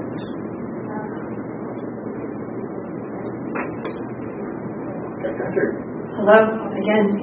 I actually do have somebody on Zoom. That is Environmental Health Director Christy Anderson. We have two things that we wanted to report this morning. So is Christy on Zoom? Yep. Great. I will hand my report over to her. Hi, Christy. Hi. Good morning. So I wanted to touch on something that we're finding in every district now.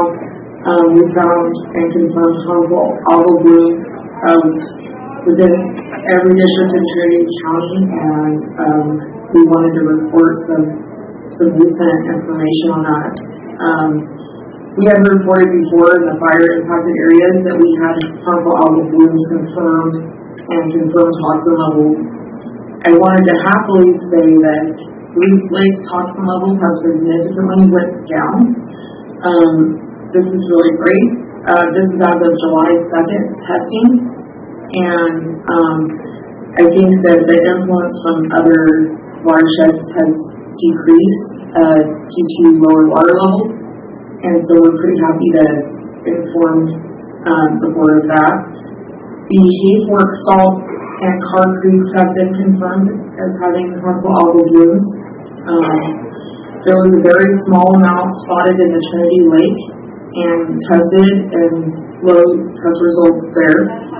The Trinity River was confirmed for antitoxin A below the Lisbon fish hatchery. We also visually observed a large algal bloom between areas of Big Flat and Sawyer, and this is along the bank on both sides of the river. This is of a little more concern. I was informed this morning that there's a suspicious dock-related death after recreating in the Trinity River, and a veterinarian had concerns and reached out. This area is currently being tested and has not been confirmed for antitoxin A or other toxins at this time that is being tested today, and that will be sent for overnight testing. A different topic, fire cleanup. We're doing great in that area. We're wrapping up. They're hoping all the cleanup teams are looking to be out here at the end of the month. We have 172 cleanups completed out of 215. However, we've only received our first clearance letter from Cal OES as of Tuesday, but that's a huge deal. It means that the soil cleaning, the trees is on, erosion control is taking place, and they have given it back to the county, and we can officially rebuild on that property. We're working hard right now with the state, trying to get those properties moving so we can clear more and more, because our residents are anxiously awaiting to rebuild. But we're really excited to have this cleanup hopefully wrapped up by the end of the month. So that's all I have for today. I know that's a lot of information. Please let me know if you have any questions. Any questions, Christy? Thanks, Christy. Any additional department heads wishing to make report outs? Director Tippett said he would. He's on. Okay, great. Go ahead, Rick. Morning, this Orange Rick Tippett, Director of Transportation. Just wanted to let you know that we have marked all roads that are private property for tree removal. As I mentioned last meeting, we made the determination that trees that are in national forest lands are responsibility of the national forest, and we're leaving it to them to deal with the tree removal in those areas. So now that all the trees are marked and we have met the Cal OES requirements, they are going to begin removal, and it's in conjunction with a lot of the stuff that Christine just talked about with the removal of debris. They will come back in. There's a second group that removes trees, and they will be going through and removing the trees that are in the marked right-of-way areas. And for properties that have right of entry, that have road hazard trees on the property, private property, they will remove those trees in those situations. But if they do not have a right of entry, then they will be required to remove the trees themselves for private property trees. And I'm hoping that we're done in probably about a month and a half with all the tree removal, but I don't have the exact dates right now, as I have not had a recent update other than about a week and a half ago. So with that, I can answer any questions. Any questions, Mr. Rick? Thanks, Rick. Okay, and one other thing I did forget to mention, we did get the notice of completion for the jail building. So we are moving on to the next phases of things that are going on, which is furniture installation and tying in all the telephone, cables, all the utilities and everything. So I'm still hoping that close to the end of the month or beginning of next month that we've completely turned it over to the sheriff's building or to the sheriff's department. So we're on the tail end of getting the jail built. Good job. Thanks. Any additional department heads?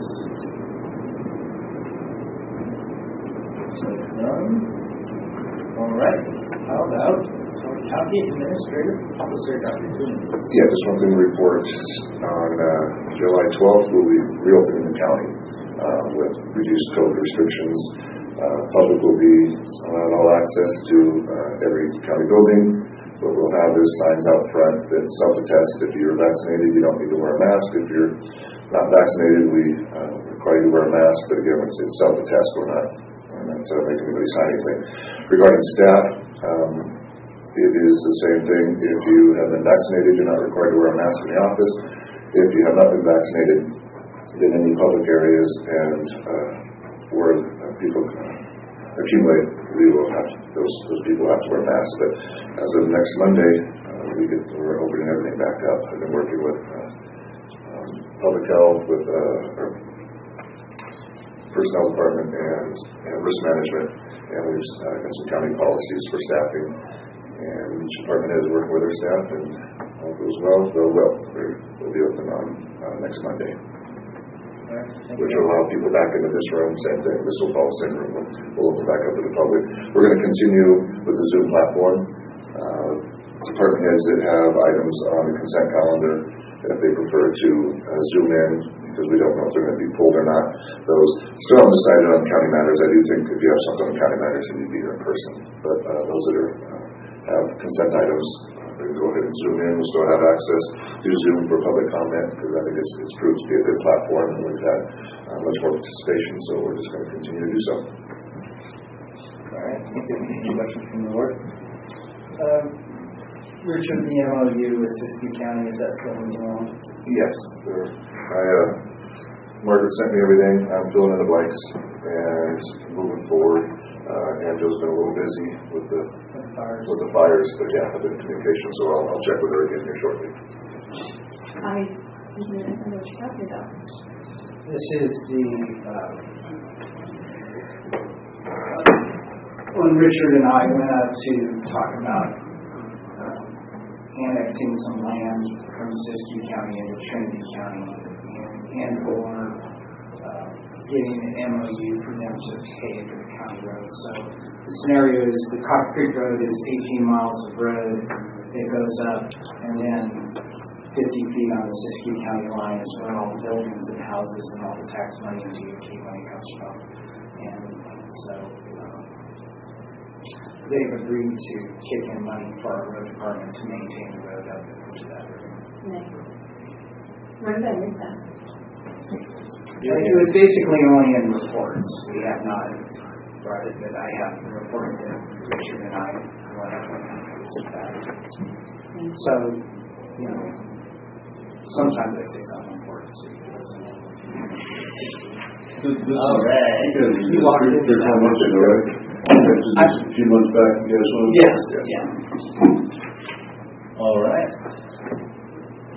How about report out from supervisors? Anybody want to volunteer? Yes. Great fishing trip. All right. And he out there. So while Dan was fishing, I was hard at work at TMC. I was hard in work trying to catch the last 3 fish in the river. No, I'm just kidding. I was unlasted. So TMC had a quarterly meeting, and I do want to comment, and I don't really mean to be flippant with this. So a quarterly meeting and the TMC are very important meetings, and in the 2 days and 16 hours of meetings, there was not one public person that showed up and made a comment. This is an extremely important time in the TMC's lifespan, because these synthesis reports, which are basically the TMC has done 15 years of science and 5 years of doing synthesis reports to see what that science has accomplished, are coming out now. Probably the most important report that I've seen in my 6 years there came out on this, and it was about the water flows, water temperatures, some fascinating work done about winter flows.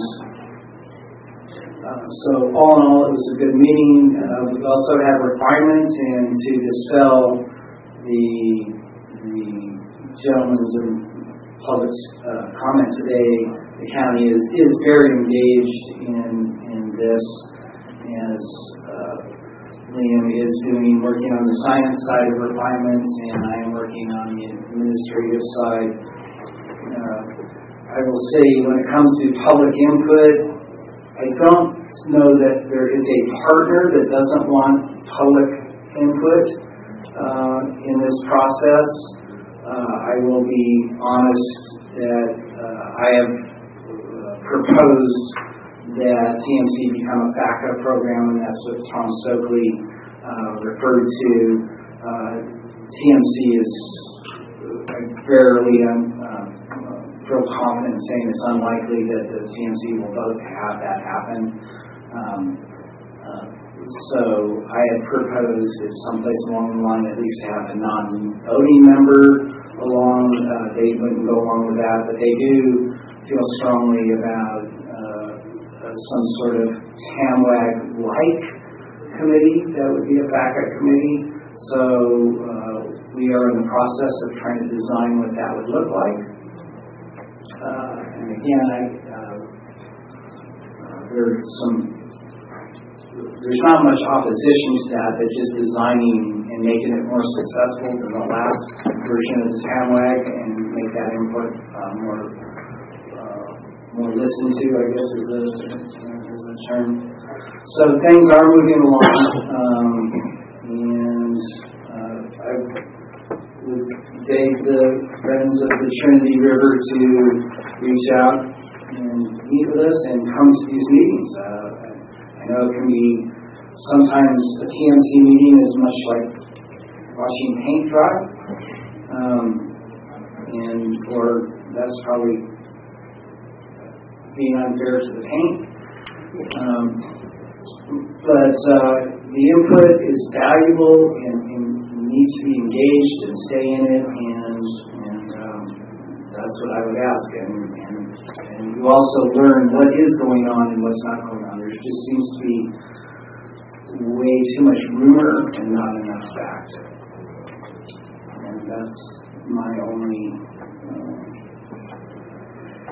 reports. I had no other out-of-county meetings.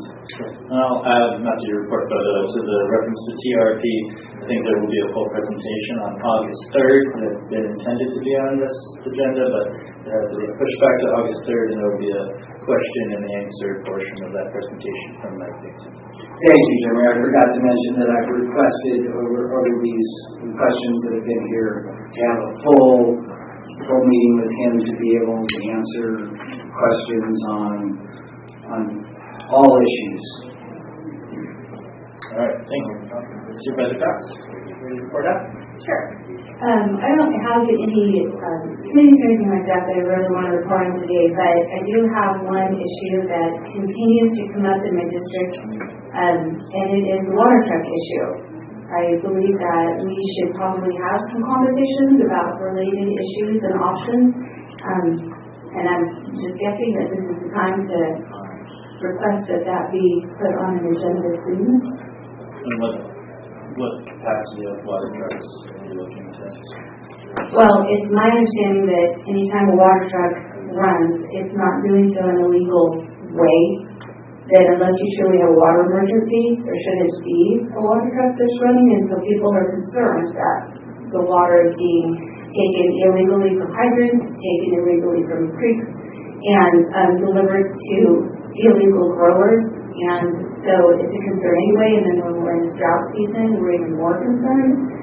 So I think we need to look at how we're going to address that in the county and not just continue to look the other way. Is that a county policy or a statewide policy? Do you know whether that is setting from? I know Siskiyou made an ordinance prohibiting that. They just did it last year, or early this spring, I think, it was their goal to get past it. So our county ordinance only allows water trucking to legal during times of emergency. It's not defined. I think the intent, I'd go back to the intent, and that would be on kind of a case-to-case basis that the director would decide.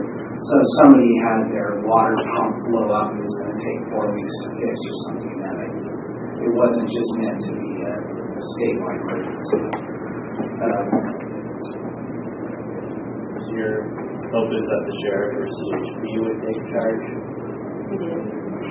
So probably in a combined way depending on which roads are involved and understanding at this point, but I think we need to really open up those conversations with all of those entities and find out what is it that we need to put in place that would allow them to do what they then to do so that we can get this under control.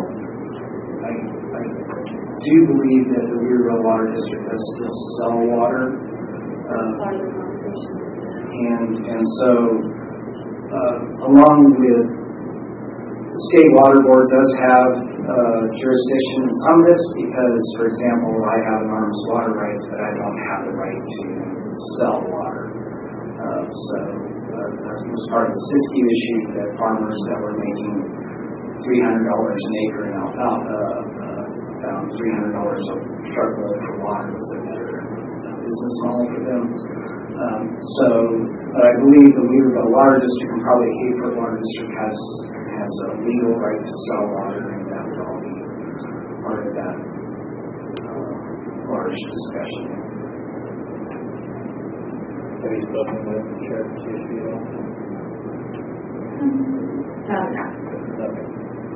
In your conversations, you might want to give a call to what's your name? Angela Davis. How do I forget that name? And see how this program was initially started. I did have discussions up there. I know that like the first day out, they confiscated 17 water trucks, but I don't know if they followed that up and if that's being effective at all. I don't know where water truck jail is.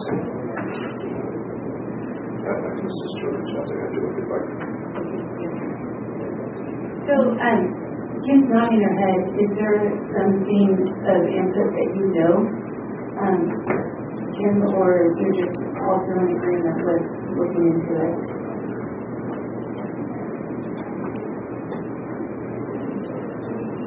Sorry about that long walk to the microphone. I definitely agree. This is something that needs to be discussed. We're into July. We're getting reports of many water trucks. Going to sites.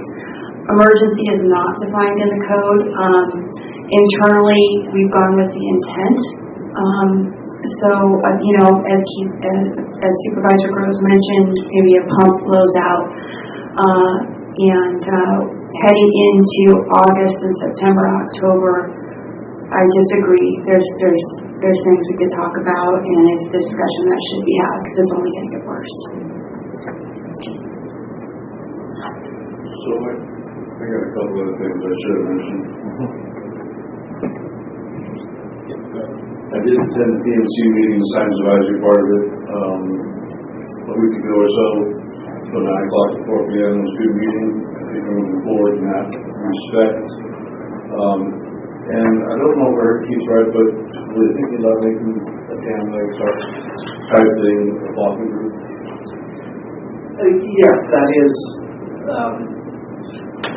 discussions on how to make a public group, and that is one of the options. Yes, it would have to be a blocking group, that's my understanding. And there's pretty good pushback against that.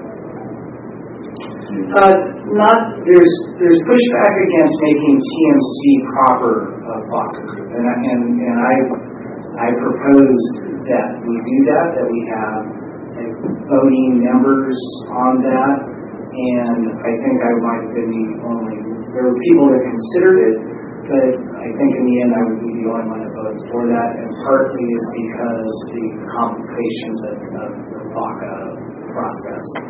But they seem to be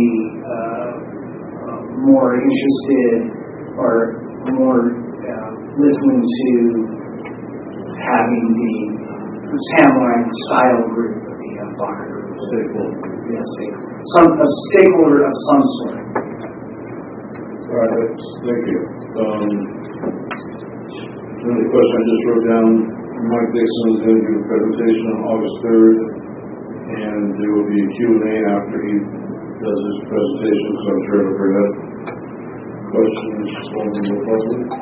That is with respect to Jeremy. Are you sure? No, I'm looking at Jeremy. Well, normally in presentations we don't have questions from the public. We have questions from the board. That's for you guys to... I think Dixon is interested in getting some questions from the public. Okay. Yeah. That would be great. I said he will have time for a question. Yeah, like 30 minutes or something. So all right. Then there's also opportunity for supervisors to submit questions in advance directly to him or Richard and Bill. And one last thing about the water trucks. I think his name is Craig Ayer. He's the Hayfork Water District manager, and I think talking to him, he approached me that it is not legal for him to sell water to private people. Yeah, so I'm sure this water truck thing is going to go around, but from what I gathered from him, he believes that his water in his district is being abused. Which would very well likely, but I'm sure we'll have some more in-depth discussion about that shortly. So that would be interesting to see how that works out for our county. And I won't steal your thunder about the party we're at. Yeah, I don't have much to report. The only thing I can really report out on, Liam and I were honored on the 2nd by the Hmong community in Hayfork. They requested that we come to a dinner, which was in our honor. So we went. It was definitely interesting. It was a good opportunity to meet some people from all over Hayfork. Really, there was representatives there from all over the place, and sheriff's acts in this area. So it was a good opportunity for some rubbing elbows with people and talking. So that's about the only thing I have to report. I didn't have any committee meetings or anything this last couple of weeks. So how did that go? They did give Dan and me a whole pig. I had to give it back though. But we gave it back so they eat it. That was part of the ceremony. There was 200 with the pig, and then we gave it back. Probably 200 plus people there. It was pretty overwhelming, honestly. I didn't know what I was in for. But since Dan speaks fluently, that was good.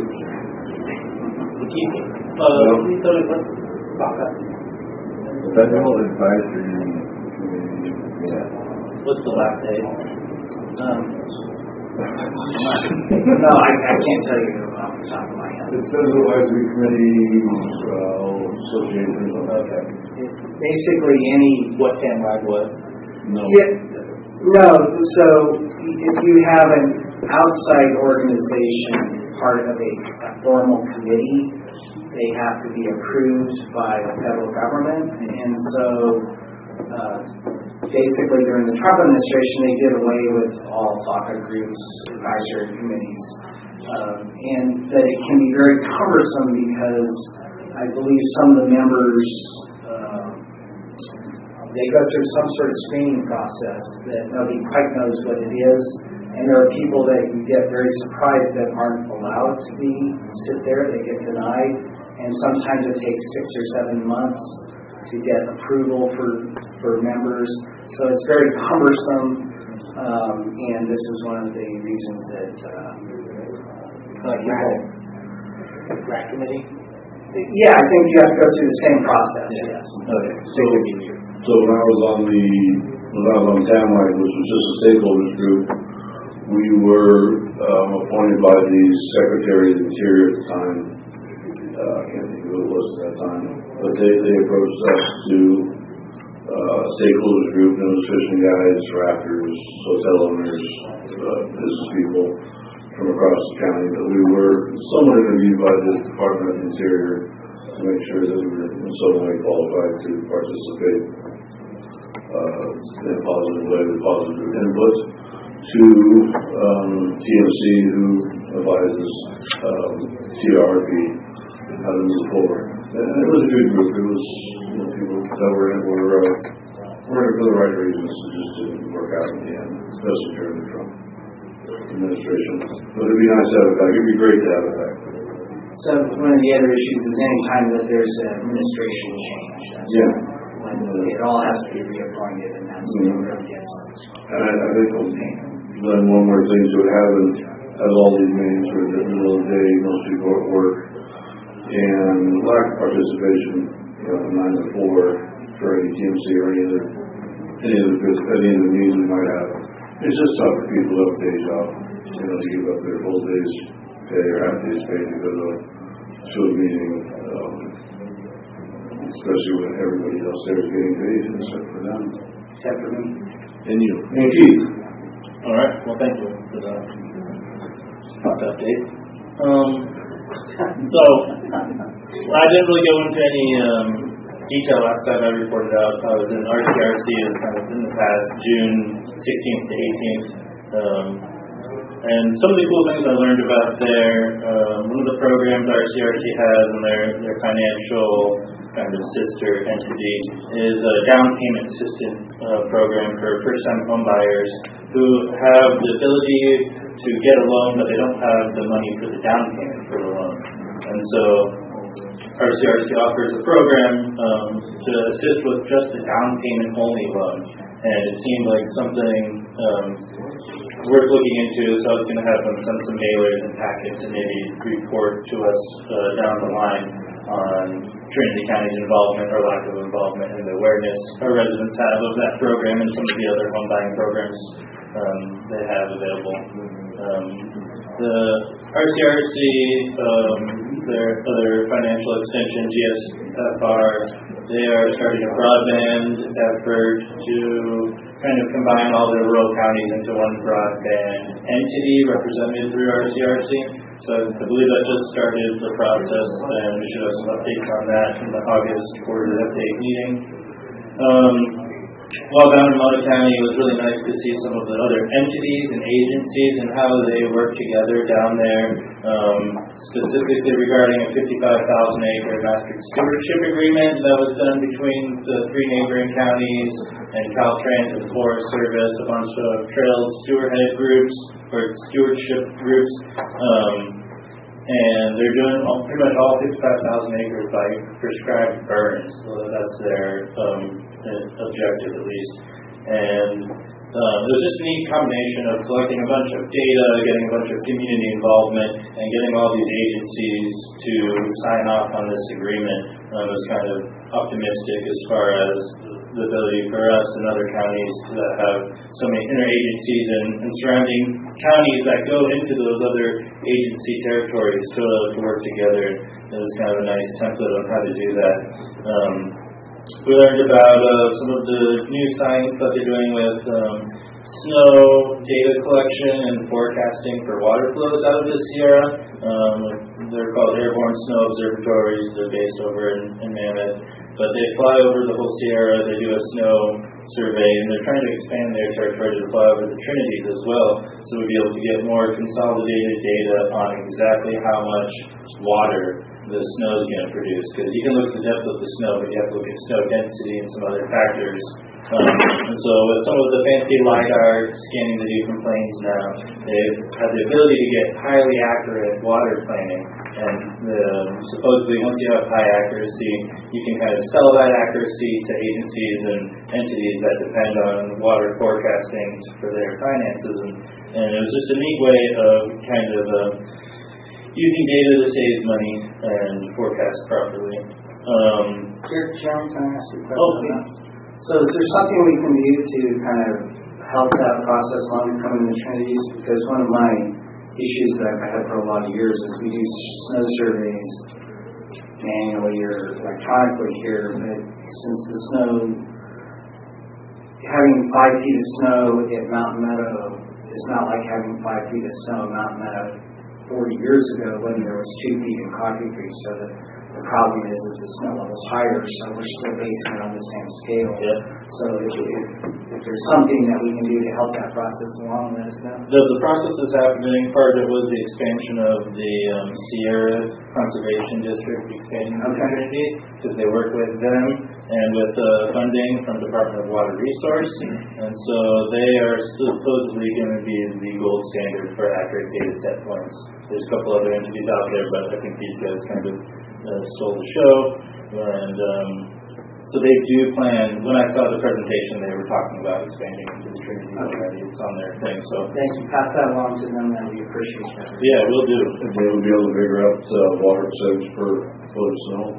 The whole snowpack. They fly over it in 2 hours, and then within like a couple of weeks, they'll give you exactly how much water you're going to get out of it. That's great. Yeah. That's great leverage for us. Yeah. I mean, it's mostly applicable to a lot of the western Sierra counties and eastern Sierra counties that depend on that snow flow for all of their ag production and for redirecting some of their water flows for groundwater recharge. But it was really interesting and neat to see some of that. Lastly, with RCRC, there is a county photo contest that happens annually where the selected photo is published on a lot of the newsletters and monthly update letters. That contest is open until the end of this month. If there are any photographers interested, I will forward the information to Jill at the Arts Center, and they could reach out to her, or they could reach out to me directly if anyone's interested in submitting photos. You get a lot of recognition across the whole state. It's kind of fun, a little competition with it. We had our ESJPA meeting. I'm not going to tell you what all the letters stand for, but we discussed mostly illegal dumping in all of the rural counties.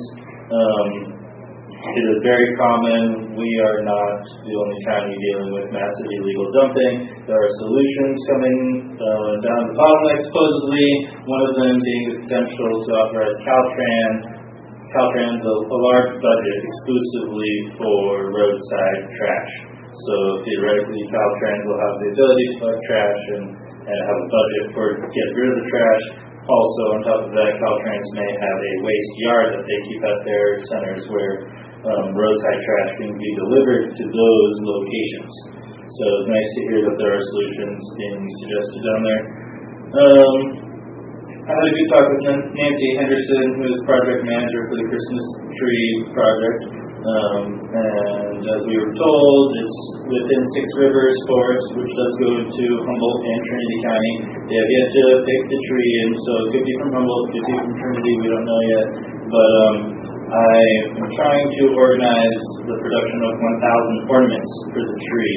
Del Norte County pledged 1,000 ornaments, and I would like Trinity to try to do the same. So I talked with the superintendent's fun about all the schools getting the kids to all make one ornament, and we have about 1,500 students. So we've achieved that goal with one ornament each, and they could maybe do more than one, and we could get some good publicity with all of our beautiful ornaments of pine cones or little sod log ends. And then we might have a ornament booth at the fairgrounds as well. Christy mentioned the algae bloom that is going downriver into the Big Bar, up to the Willow Creek area, and I got first place at Celebrity Golf. Thank you.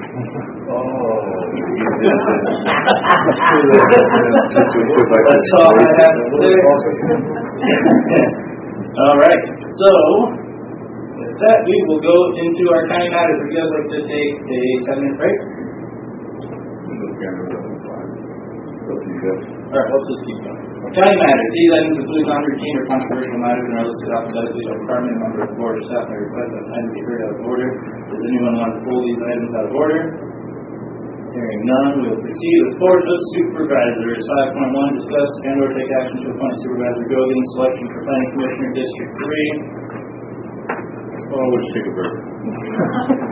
I'm going to appoint Rory Barrett to the Planning Commission. He has turned in some of the application. He's a 12-year union lineman for PUD. Lives in Delta City. I know him very well. He is a straightforward thinker. He's a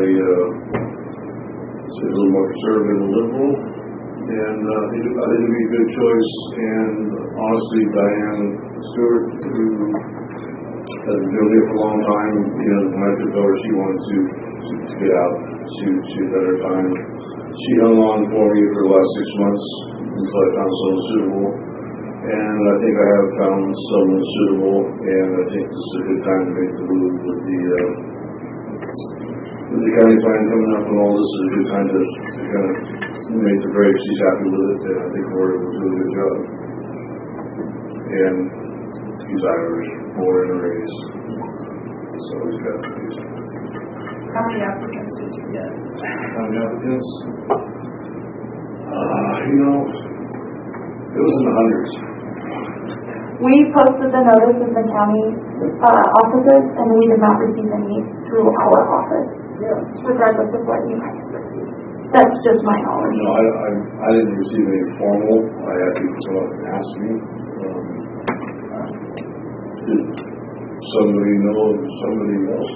No, it's just normally, like last time I did it, there was like 10 people sent me normal letters. It took me months to find one. Yeah, I think some of the people that did ask me, none of it was formal.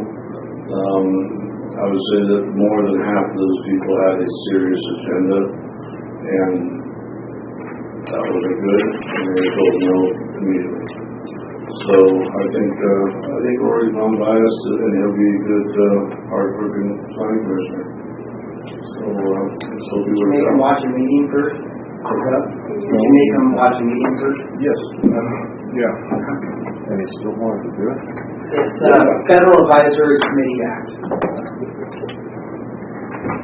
Any other comments? Anybody want to say anything about Rory? Does anybody know Rory? I don't know. So his education. Can he speak English? Oh, he can speak English. Yeah, His skin about 2 inches thick. He's thick. Don't worry about Rory. He's thick. And he was out on Highway 3 where Dr. Stemple's old place. Okay. He's done well as a lineman. And I think he'll do well as planning commissioner also. All right, good. Any objections to the appointment? Hearing none. So appointed. That'll work. Just so it's clear that the planning commissioner is appointed by the board as a whole. Yes, absolutely. Yeah. That's why I brought it to the board. Yeah. No, I knew it wasn't just me.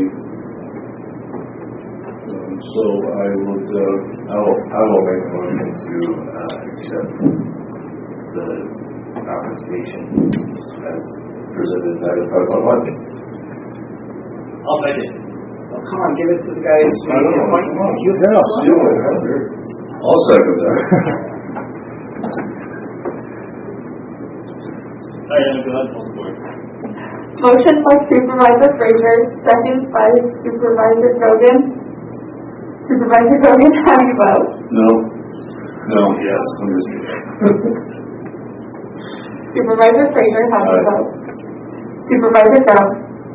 Aye. Supervisor Cox. Supervisor Brown. Aye. Thank you. All right. County Administrative Officer, 5.2, approved budget adjustment for Board of Supervisors Department 1100, increasing services and supplies by $64,600 and interfund expenses by $5,400, and approved budget adjustment for contingency general fund department 9901, increasing provisions for contingency by $70,000, increasing general fund appropriations in the amount of $70,000, current contingency balance is $323,003. Dr. Coons. Yes, thank you, Chairman Brown. What we're doing here is we're asking for some contingency based on miscalculations in our previous budget creation. We anticipated around $20,000 in outside litigation, and we far exceeded that. We had additional costs for the McKinney family lawsuit, and then we also were involved in the Westland Water District lawsuit. So it totaled about $53,000 for additional costs for the McKinley, and then $41,514. So we're asking $70,000 out of contingency so we can balance that account. Yes, Kenny Finley, that's all. It is settled, isn't it, again, or is it? That's not settled. We were victorious on the litigation, so it's resolved. But so we got a judgment in the favor which was suddenly audit in the county portion as well. Very good. Westland Water District? That one is continuing. The county of San Joaquin has graciously agreed to pay the litigation costs going forward. So while the litigation will continue, we won't have additional costs. And thank you, supervisors from San Joaquin. That's great. Thank you. Any additional questions? Hearing none. We need a motion on this? Yes, please. Did we go to public? I'm sorry. Oh, I'm sorry. Any public comments on this item? I have no raised hands and no new chat. All right, thank you. I'll move to accept 5.2 as presented. I'll second. And we have a motion for Supervisor Groves, a second for Supervisor Frazier. Supervisor Frazier, how do you vote? Thank you. Wait, two. Supervisor Groves. Supervisor Cox. Supervisor Gogan. Aye. Supervisor Brown. Thank you. Human Resources, item 5.3, approve a master memorandum of understanding with the Trinity County Deputy Sheriff Association establishing salaries and benefits subject to routing as to from and content approximately $366,040 for term contract, $194,496 for fiscal year 21-22, and $171,546 for fiscal year 22-23 from the general fund. And go ahead. Good morning, Shelley Nelson, HR Director of Trinity County. So bringing to you today a memorandum of understanding, or MOU, with the Trinity County Deputy Sheriff's Association. This would define certain compensation and benefits. The most recent bargaining agreement that we had with the DSA expired in December 31st, 2020. The county was in negotiations with them since February of 2021 is when we started. And over the course of several negotiated sessions and several closed sessions with you and careful consideration of the fiscal impacts of each negotiated item, an agreement and concept was made, was presented to you in closed session on June 2nd. The board accepted the agreement and directed the negotiating team to create the MOU. The agreement that I'm bringing to you today has been approved by the DSA membership and is presented for approval today. And I'll just kind of review the major provisions. This is a 2-year agreement, which the term is January 1, 2021 to December 31st, 2022. There are some salary increases. One would commence July 1st of this year, a 5% increase for all classifications within that bargaining unit. And again, on January 1st of 2022, a 4% increase. Uniform allowance, there's no increase to the amount of that, just how it's paid out.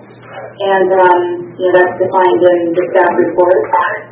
Under post and FTC certificate incentives, we've had these incentives for sheriff deputies, management, as well as the correctional deputy sheriff, dispatcher, sergeant.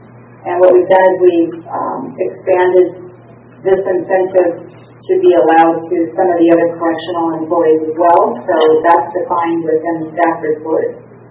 Under leave, we're not providing any additional holidays, but a couple years ago when we approved a new holiday for everyone, which was December 24th, law enforcement and safety, because they aren't allowed to take holiday days the way the rest of the staff of the county employment can, they have options to collect on that holiday compensation. And under option C, it was rounded to 5%. But because the inclusion of December 24th made it an odd number, 13 holidays a year, it really came to like 5.4%. So we negotiated increasing, instead of paying them 5%, it's 5.4 so that it equates out accurately to that amount for 13 holidays. And let's see, under the physical fitness standards, they've already been receiving this incentive pay. However, we were changing that. Instead of it being, I think once a year, the incentive pay would begin the first paycheck of the month after they pass their annual fitness incentive test. And additionally, the test shall be given to new hires as soon after hire as reasonable, as long as the weather and the staff are available to conduct those. And then, let's see, finally under the recruitment section, the sheriff has had authority to hire enough aid staff without going to the board, all the way up through steps F and G, and F and G are actual longevity steps. So it was negotiated to remove the longevity option. So it's just A through E. And then there are some provisions of it extending and being renegotiated, but the maximum would be up to the additional MOU for 3 years. So anyway, we've carefully worked on this one. I'm very excited to present this to you and asking for your approval. Any questions from the board?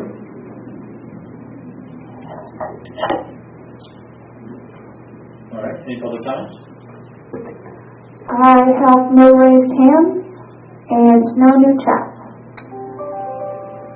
All right. Entertain motion. I will second. Motion by Supervisor Cox, second by Supervisor Gogan. Supervisor Gogan, how do you vote? Aye. Supervisor Cox?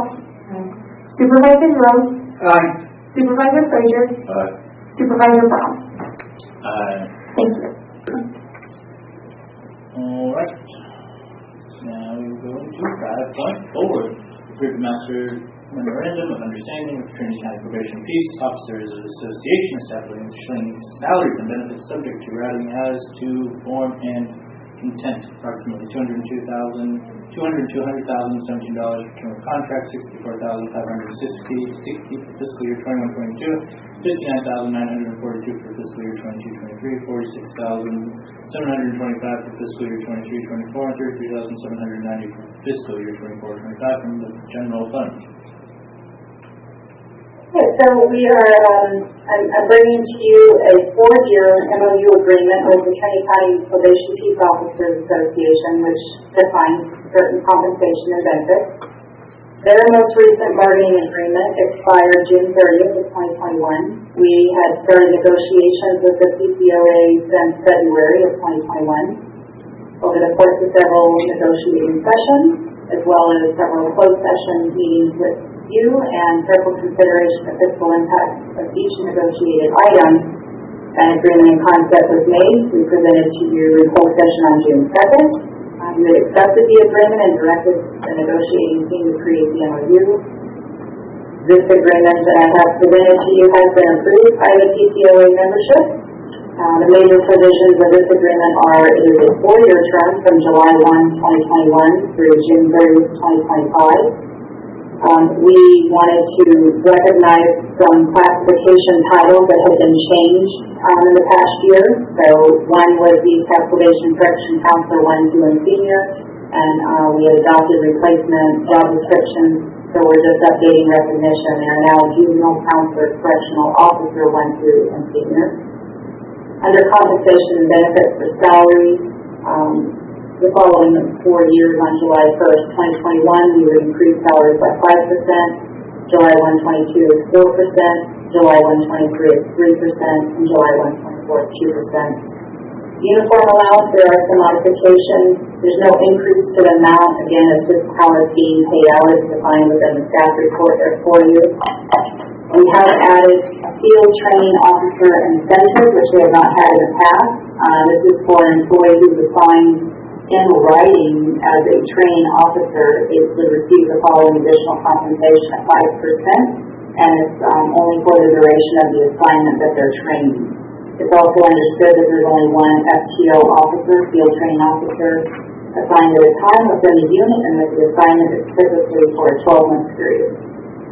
And then under holiday leave, a similar issue that we had with the DSA that I explained earlier, that we're just trying to correct that option C to be, instead of 5%, the true 5.4%, reflecting that 13th holiday that we had approved a few years ago.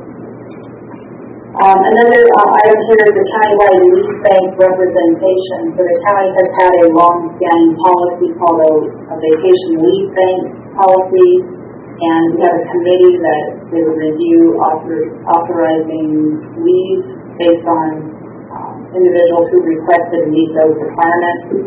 We've never had a representative from TCOA on that, and so this would allow them to have a representative on that committee as well. And then finally, under physical fitness standards, with just changing how the exams are done to occur more in May and June instead of January, which was always very challenging due to the weather, and again, how payments are being issued, but we're not increasing amounts or anything of that nature. And we are also very excited about this, having this all finalized and presenting it to you for approval today. All right. Any questions for Sean? Is there any public comment on this item? I have no raised hands and no new chat.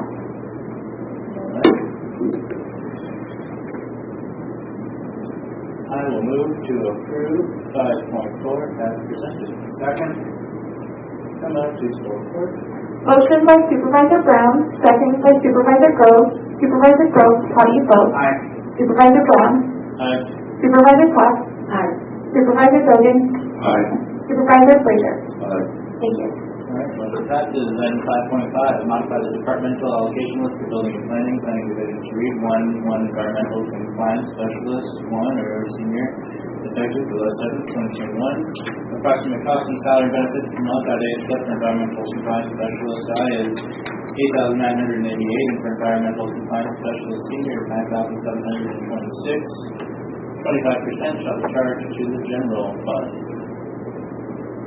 So the planning department is requesting to add a new classification to their department allocation list, increasing its allocation by 1. In collaboration with the Trinity River Restoration Program, this position would assist with the floodplain development permitting the FEMA, Federal Emergency Management Agency, and environmental determinations for restoration projects.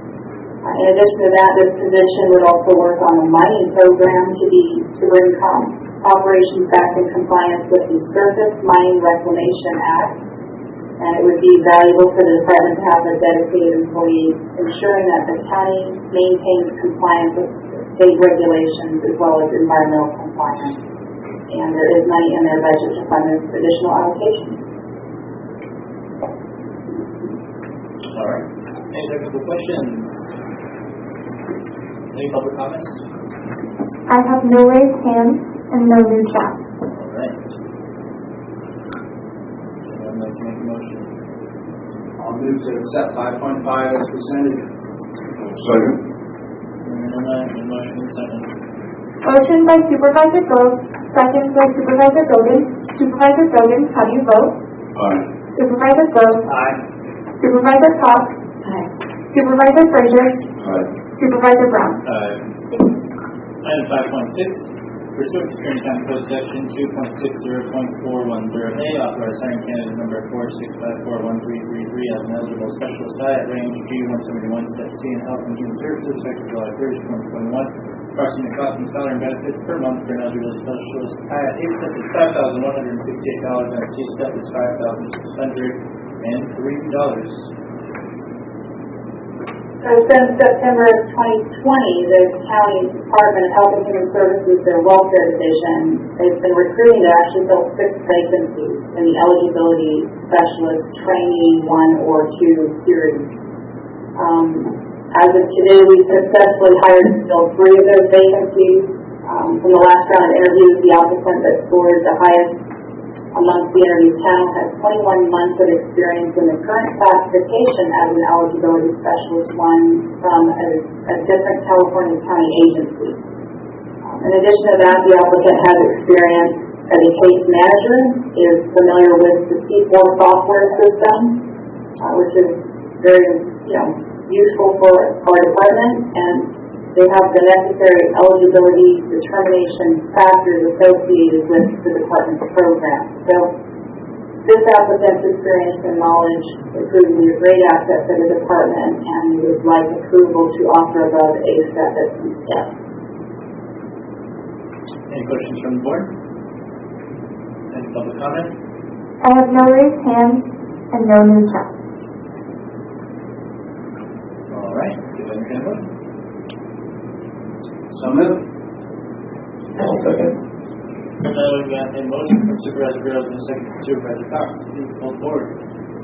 Supervisor Cox, how do you vote? Aye. Supervisor Grove? Aye. Supervisor Bogan? Aye. Supervisor Frazier? Aye. Supervisor Brown? Aye. Thank you. Item 5.6, pursuant to Trinity County Code Section 5.7, adopt a resolution approving a revised salary schedule for Trinity County employees retroactively effective July 1st, 2021. No fiscal impact.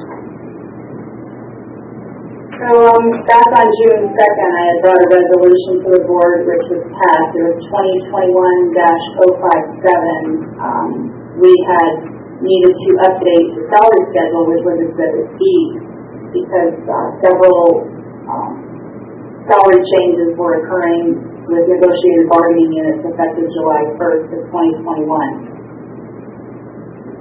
With the recent adoption of the MOUs with both the Deputy Sheriff Association and the Probation Peace Officers Association, which allows for this retroactive salary increases effective July 1st, it's going to require some corrections to be made to the resolution 2021-057. So I presented to you a new Exhibit B that I'm requesting this new resolution be approved and adopted, which would reflect these salary changes. And we would like it retroactive to July 1st, 2021.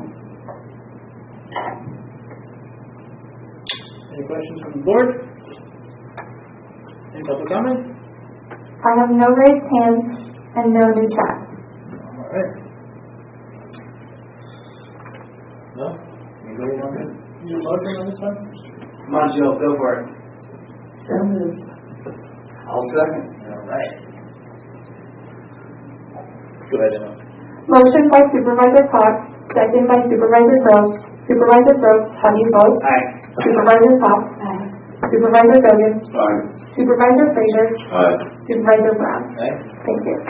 I'm going to pull up probation item 5.12, and then I think we will break for lunch after that, and before we go into the rest of the agenda, unless anyone has any strong objections.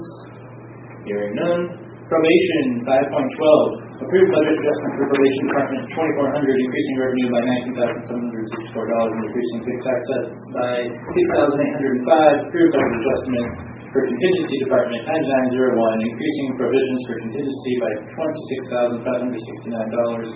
Reduction of contingency transfer to the probation budget in the amount of $26,569. current contingency balance is $253,003 after prior budget adjustments.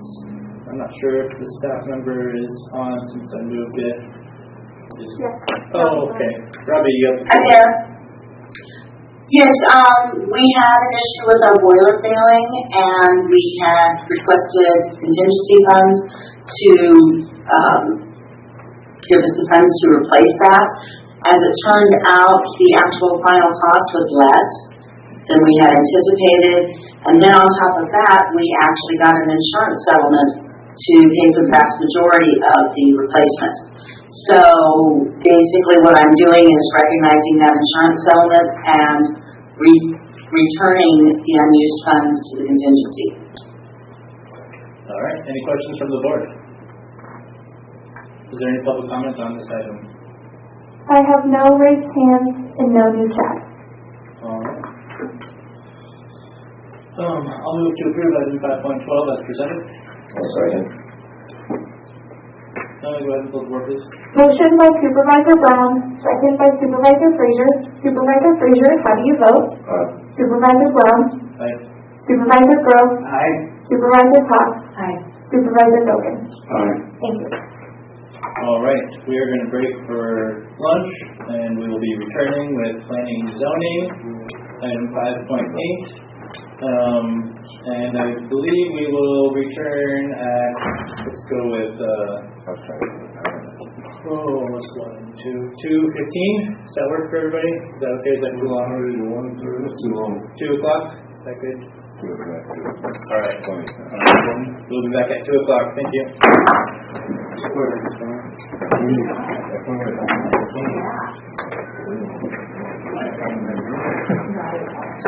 Thank you.